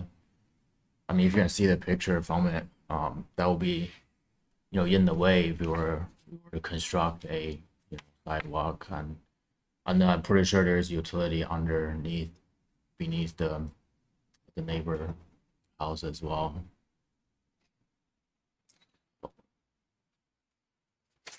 Sidewalks go on now $40-$60 a foot. If we're going to pull it right against the road, which we're going to have to go through the city engineer and see what they feel. If that's the case, then we're pouring concrete and sidewalk.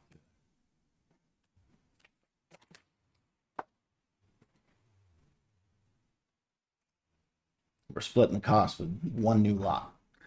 There is the water main's not under the road there. It's right where the sidewalk wants to be, isn't it?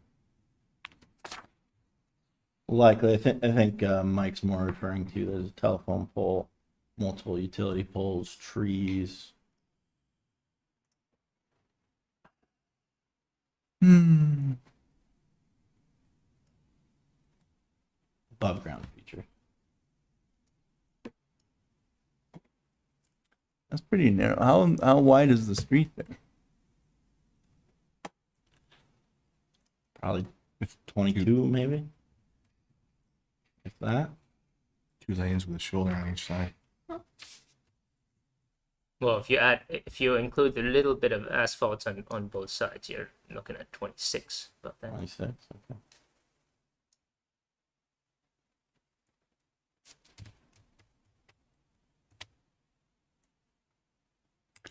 So we're not really asking for an easement because your property, you wouldn't even be doing improvements on your property. It wouldn't be for where the existing house is.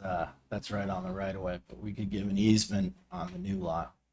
If a scoping study in the future determines the sidewalk needs to be on that side of the street, first off, and then if there are utilities in the way or issues, even if it's a construction easement, a lot of towns get 5-foot construction easements for future sidewalk connections. We're fine giving those too. Yeah, what's the deal with why would we want the sidewalk on top of the water main? I don't think they'd even let you. The water main is pictorial where exactly it lines there. We shot a valve, so it's close, but Yeah. whether or not it might be a few feet one way or the other. Yeah, I guess I want to say we would request at least the easement for the sidewalk, but it doesn't look like the sidewalk would actually be on their property, so they can't. Right? I mean, No, by it would be in the definition, right. It would likely be in the right of way. Yeah, it would allow for a bigger green belt, or it would just allow more flexibility when a design does get done. But even if it's not used for the sidewalk itself, construction activity typically goes beyond the right of way if the sidewalk's within, 2-3 feet of the right of way. Those are things municipalities may pay for later on. Well, I would note that section 909 says the DRB may waive this requirements in favor of a specific alternative which provides equal or superior to pedestrian access. So you have to think if there's an if the alternative of not having the sidewalk provides equal or superior pedestrian access to having a sidewalk. Certainly doesn't provide a superior pedestrian access. I mean, I don't mind widening the shoulders along the way that, make pedestrian or bikers have more room along my properties. If that's the case. I guess I don't really get how that helps either, because now are you talking about taking a drainage ditch and making it paved so that it's I mean, that's pretty much the what road is along the neighbor's house before. If you see the street view picture, it's a little bit of like a widened shoulder area. So this way.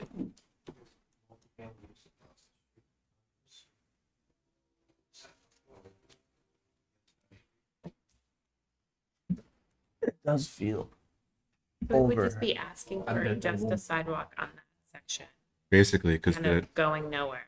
Well, it would end at the end of the It property. would connect so you can see.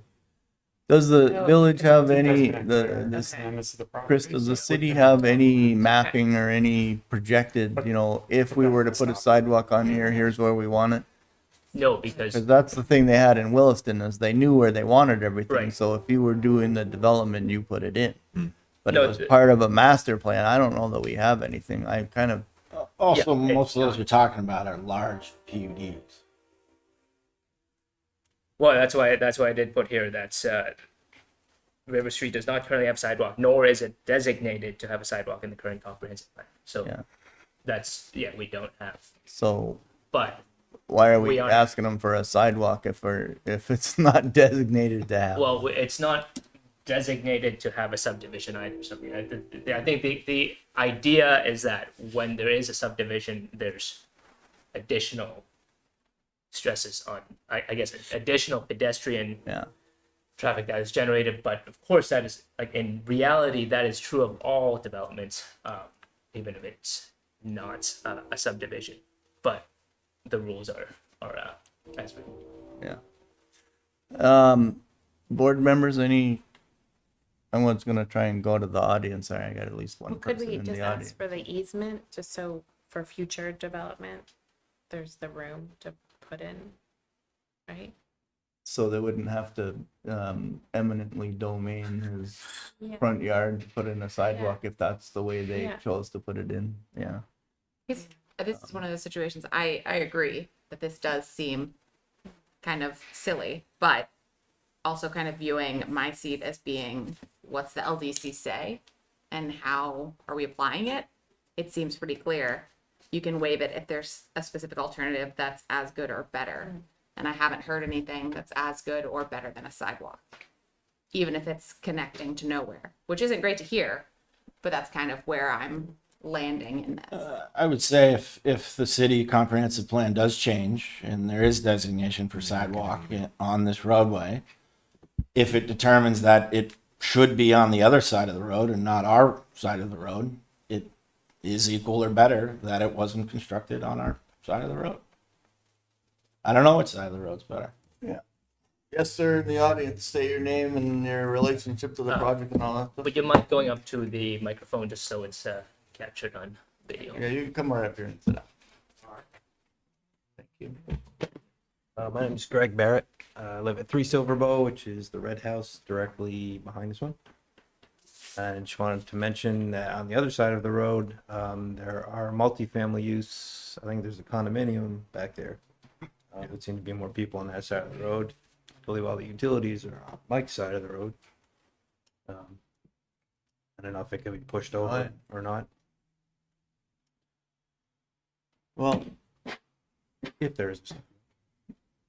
Yeah. I guess given the notion that the city has no actual plan in place for this road, I'm having a hard time forcing somebody to put in a sidewalk that goes nowhere, because I don't think it's fair to make them tie it into Pearl Street, or Park Street, sorry. I doubt they'd even plow it. No way. Yeah, the city will probably say, we're not plowing it, we don't want it. Anyway, if the village city wants to come up with a plan that has sidewalks that are, future sidewalks or whatever, I think we have a lot more cause for trying to get people to put them in when the developments come along, but I'm losing my steam on this particular one. For this, I looks to me like maybe the other side of the street's actually a better place to put it. But, Yeah, except for that guy's driveway that you'll cut in half. Our house is on the right of way. Yeah, I can see that too. It's like right there. Yeah. So, what's the fallback position? Is it some kind of an easement that says if you ever get around to it and you pick our side, you don't have any more, you don't have to ask us anything else. You can just make it happen. I mean, there's no. I don't know that I think we want to allow for a sidewalk if somebody deems it's appropriate there, but I don't know that it would be in anyone's best interest to just put it in at this point. I think the easement Would is it appropriate. would it make any sense to widen the shoulder a little bit so that the residents Could walk there if they could walk wanted. there without walking in the lane of traffic? Yeah, there is a little bit of a line there somewhere that looks, maybe you can see it on the other side of the road. You can't really see it on this side. Yeah.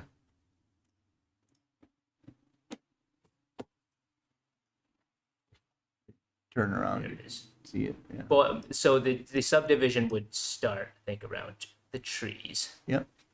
So there's the line. So there is some. It was there in 2011. It's good Yeah. use. But I Yeah, mean, maybe college. the width of this is not a person is wider than this. Yes. So, Brian, what would actually happen if somebody wanted the shoulder widened a little bit? Is that a little strip of pavement, or is that It could, some for a subdivision? shoulder, typically it's gravel, but it'd be likely whatever the city engineer will allow, because it's gonna be in the right of way, city's gonna have to maintain it. So it'd be up to their recommendation. Yeah, I just don't, like that feels like that's not a great solution for me either. I don't see that as being better than anything. The overall use is, this is it. So when we subdivide this, we don't actually know what's gonna be on the parcel. It's dense enough for a single family home, but I believe with S100, you can now do a duplex. Well, you can actually do up to 4 units. 4 units? Yeah. Four now? Okay. Yeah. Which 4 would units. require a site plan, am I correct? Which at that time, if the board does determine a sidewalk is necessary, you have another shot at it. There you go. But today we're asking for a single family or a new lot of its size. But if you go with a duplex and we say, okay, do you not have to come back? I have to ask Chris. Duplex would not require a full site plan. So that's right. A try and fourplex. Well, Yeah. Okay, so if we were like, hey, you have to do a sidewalk, would they have to then go to the city engineer and be like, can we even put a sidewalk here? Well, Or how- you could say, if I mean these weasel words are not always good to put on official decisions, but you say if feasible in consultation with the city engineer, that's a possibility. Because it does seem silly if it is just not going anywhere. I mean, it would connect to, if you could make it connect past one more house, basically, it would tie in. right, and it'd be a substantial cost to serve 3 properties. Yeah, there's definitely a utility pole right there. That was the, And the traffic light pole is right there too. And plus Yeah. the utilities. I think that's unreasonable. Yeah. Yeah. Well, I'm just I wondering how I would say even when there are no sidewalks, a handful of people will be walking on here. Yeah. So anything you put in will not just be serving the 2 lots. I mean, there will be members of the public who gain a safety benefit for whatever is created there. But I see your point about which side it would go on. There was a choice. They even turned the corner on the sidewalk on the right there, like wanted to go somewhere with it. See that? That's, yeah, a lot of times Right then. for ADA That's just to accessibility. get you to the crosswalk. I suppose. It's a landing for the crosswalk, and then it stopped. Well, you do see that the piece of asphalt here does kind of ramp up to there. I think Right, but And you have who- a bit and of a de Who facto owns walkway. that piece of asphalt there? The city. Okay, so I need some help. Right there. All right. Well, until the city decides it wants something there, I'm not comfortable making them put anything in. Certainly.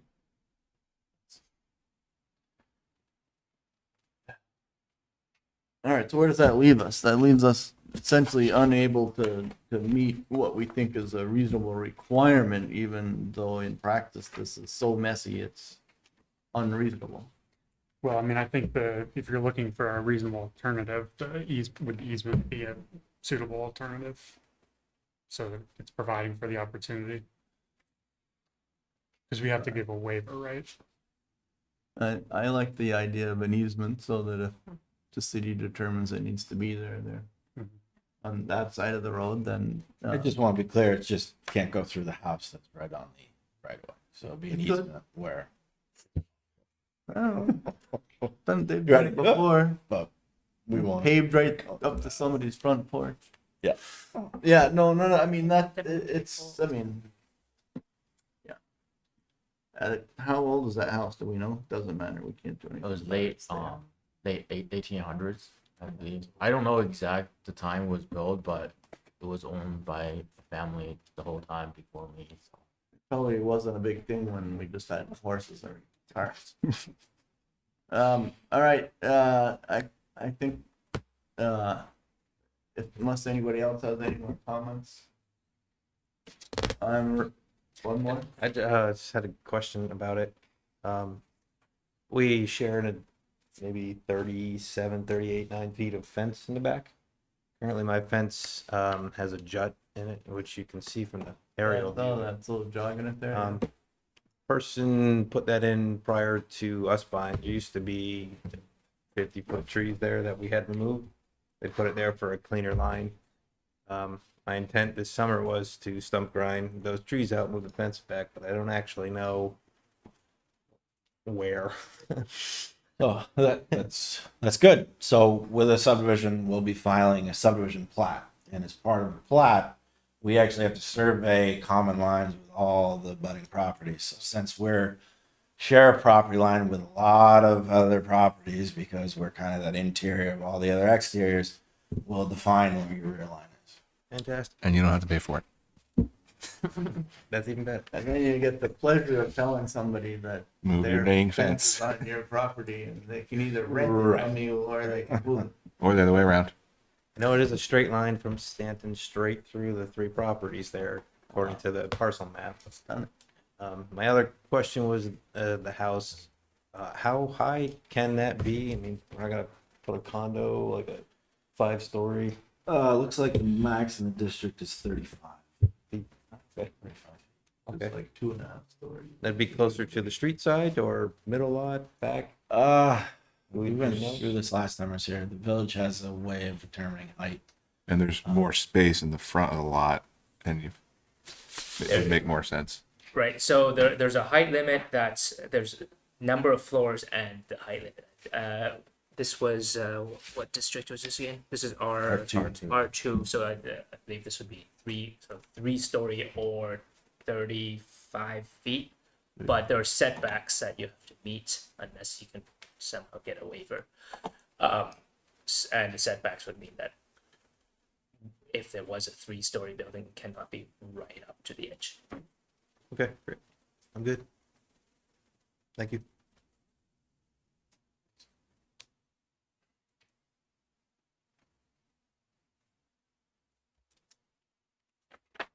All right. Anything else? Anyone? All right, I'll close the public meeting. Is that what I'm in? Yeah. Close the public meeting. Are you making a motion? I'd love to hear a motion. You got a I motion? thought you were making. Oh. I'm gonna move that we approve the subdivision with Conception. because this is only. Gonna come back.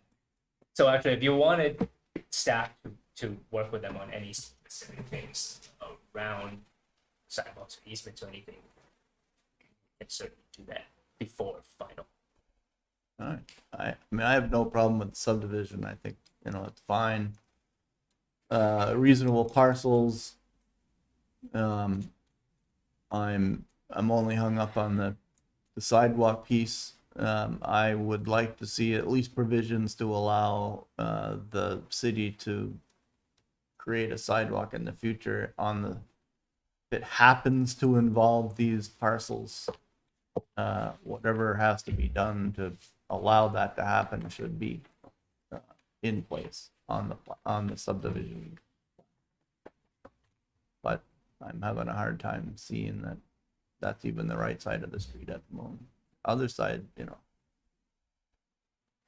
might serve more people. I'm not sure it gets any easier, but I think we're not here to design the municipal sidewalk system either. So staff, I guess I would ask staff to confer with the applicants and with the city engineer on any potential intention of creating sidewalks in this area or having even a plan for sidewalks in this area, and any right of way or easement that needs to be part of the subdivision plat could be applied at that time, or before they submit the final. All right, so that's a motion. Anybody want to see that? I'll second the motion. Work with staff.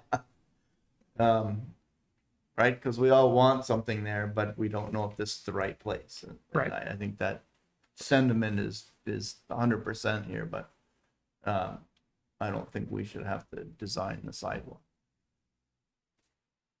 All right. Do I have a second? You seconded. Okay. All in favor, say aye. Aye. Aye. Any opposed? All right, motion carries. Thank you. Thank you. Appreciate it. Thank you. Right. What have I got? I don't think I have any. Do I have anything else, Chris? No, I think that enough. It is a lot, but I thought we got another, something else got added to this. I would also, just on other business, there's a lot going on in the state and the community with flooding and so forth. I don't know if any of it really impacts us. There's an awful lot of activity happening up and down Main Street right now as you head up past Brickyard and stuff. I think I had to stop for 4 separate but possibly related street digging activities on my way up to the office today. After I went around the detour on Brickyard, just to get out of my neighborhood. So, does anybody know, is that all related to work that was maybe impacted by the flooding, or is that was going on planned before. work that was part of the replacing all the water and stuff? So actually, there's planned work on Main Street that's supposed to happen this summer, but I think it's actually just a little bit further north from the digging that we're seeing right now. My understanding is that's emergency repairs. But I'm not directly involved. Yeah, they had a water main Oh. burst there during the winter, didn't they? Oh, over there? I know, that last summer they replaced two of the culverts on Densmore, and so they had planned to do the one under on Brickyard. I just thought it was incredibly ironic that the place flooded during the replacement of the culvert that was being replaced to handle flood. Yep.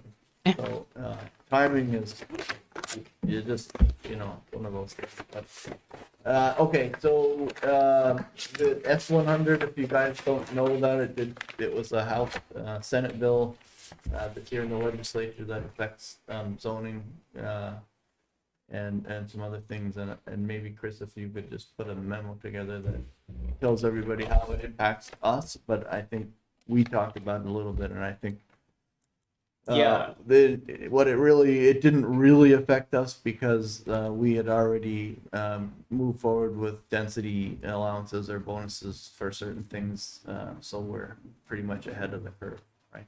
I can share a memo that I wrote for City Council and for the Planning Commission a while back, but all the changes that we see as immediately necessary to comply with S100 are in the Land Development Code now. We actually got it in just in time.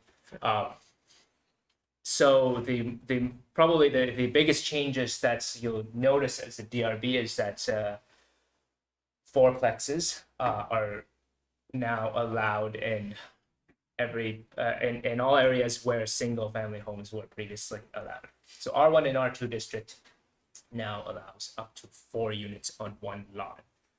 Of course, like lot coverage limits and still apply, and there are parking requirements that we're maintaining, but parking requirements we've set we've adjusted to 1 parking space per unit minimum. That is also a requirement of S100.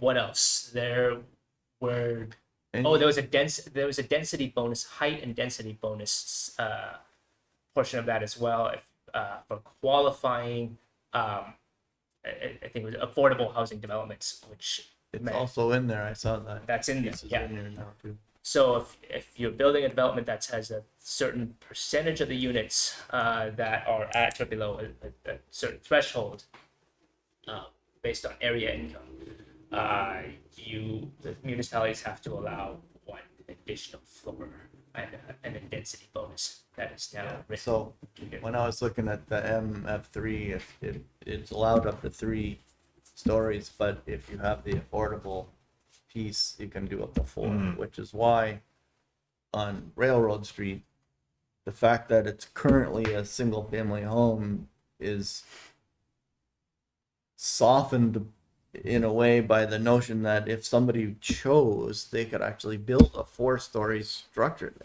there, which would be taller than the 3 that we're looking at. So I'm really struggling with the whole thing there. I don't really know how to deal with that, but I'm struggling with it. So clarification of use was helpful because it says if you're using it as a single family home, then you got to treat it as a single family home. So even though it's could be a 4-story multifamily fourplex, I have to think of it as a single family home, which seems a little weird. But in the code is written for what you want it to be or what the maximum allowable could be, not what happens to be there. It's tricky. Because it is impacting this development. Otherwise, a nice, dense development. All right. Anything else on other business? What's the process for the applicant that we denied the waiver? Start over. They have to come and so they'll come back. Together. Oh. Well, so they also heard several paths forward, which included talking to the neighbors. talking to the neighbors, which is always helpful. Yeah. I think that would sway a number of us. Yeah. Or reconfiguring. I mean, it's a fascinating and kind of strange thing that that Gaines Court and its zoning doesn't actually start until you get back past the first. That's crazy. So they can do the 4 stories with no setback there, and they could turn the corner and figure out how to do another unit that's 15 feet away and connected and not have a problem. Yeah. Done. So Yeah, but I was a little surprised that they asked for it to be closed because there's whatever they come back with, they're gonna have to pay and start all over again. So I don't think so. he's- My I don't hero think of the $115 intention, is a big deal. I don't think, it was. right? But it sounds like the intention is that they're gonna take some time to think about it. Then Maybe. I think they have to figure out whether they can get the neighbors to right get on board. But to me, it seems like if it was just talking to the neighbors, and they would have done it with a continuance. Yeah, that was my feeling because I think Gabe, My take. the applicant wants to know if he can do it or not, the way it is, and he doesn't want it to be ambiguous. You know, that's risky. Who owns the old? Also, sorry, we haven't adjourned the meeting yet. Right? No, we're just We should adjourn. we're in public. Right, No, Kendi? whatever. I just had a question kind of concerning that building. The old Railroad and Main building with the restaurant, the parking for that. I mean, who owns that building? That's not a Different. But isn't there parking back there that kind of abuts the parking They that put this that new? fence that had to get taken down.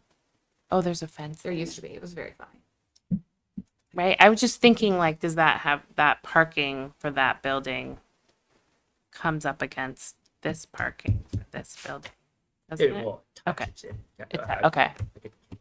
Screen, but there are no Because there's parking that's requirements for the village center. It's I mean, it's kind of the DRB can make a custom requirement basically based on what you think will really happen if people will be able to share resources or just walk to the destination from nearby transportation nodes. But there are no specific parking requirements, so it doesn't So- really matter. If there's no parking requirements, why can't, they should get rid of the parking, some of the parking. but you Well, want an apartment with they no actually parking. need it functionally. Yeah. They need it. Right. Yeah, Right. but they could, I mean, Suppose they could. I mean, Good. if they're building could- all efficiencies and Yeah. I know the bus stop and the train. I know, stop is like right they there, could cut some of they the could do parking it, out if that's not, I mean, that's the thing, like that side of the building, and there's parts of that are not required, so they could, technically are Yeah. not required. I know you're supposed to have parking with a building, with an apartment building, but in the city, you don't necessarily, if they're all one, I mean, I don't know. People are getting away from cars, so.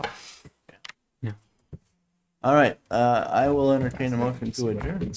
Motion to adjourn. Second. All in favor? I Thank you.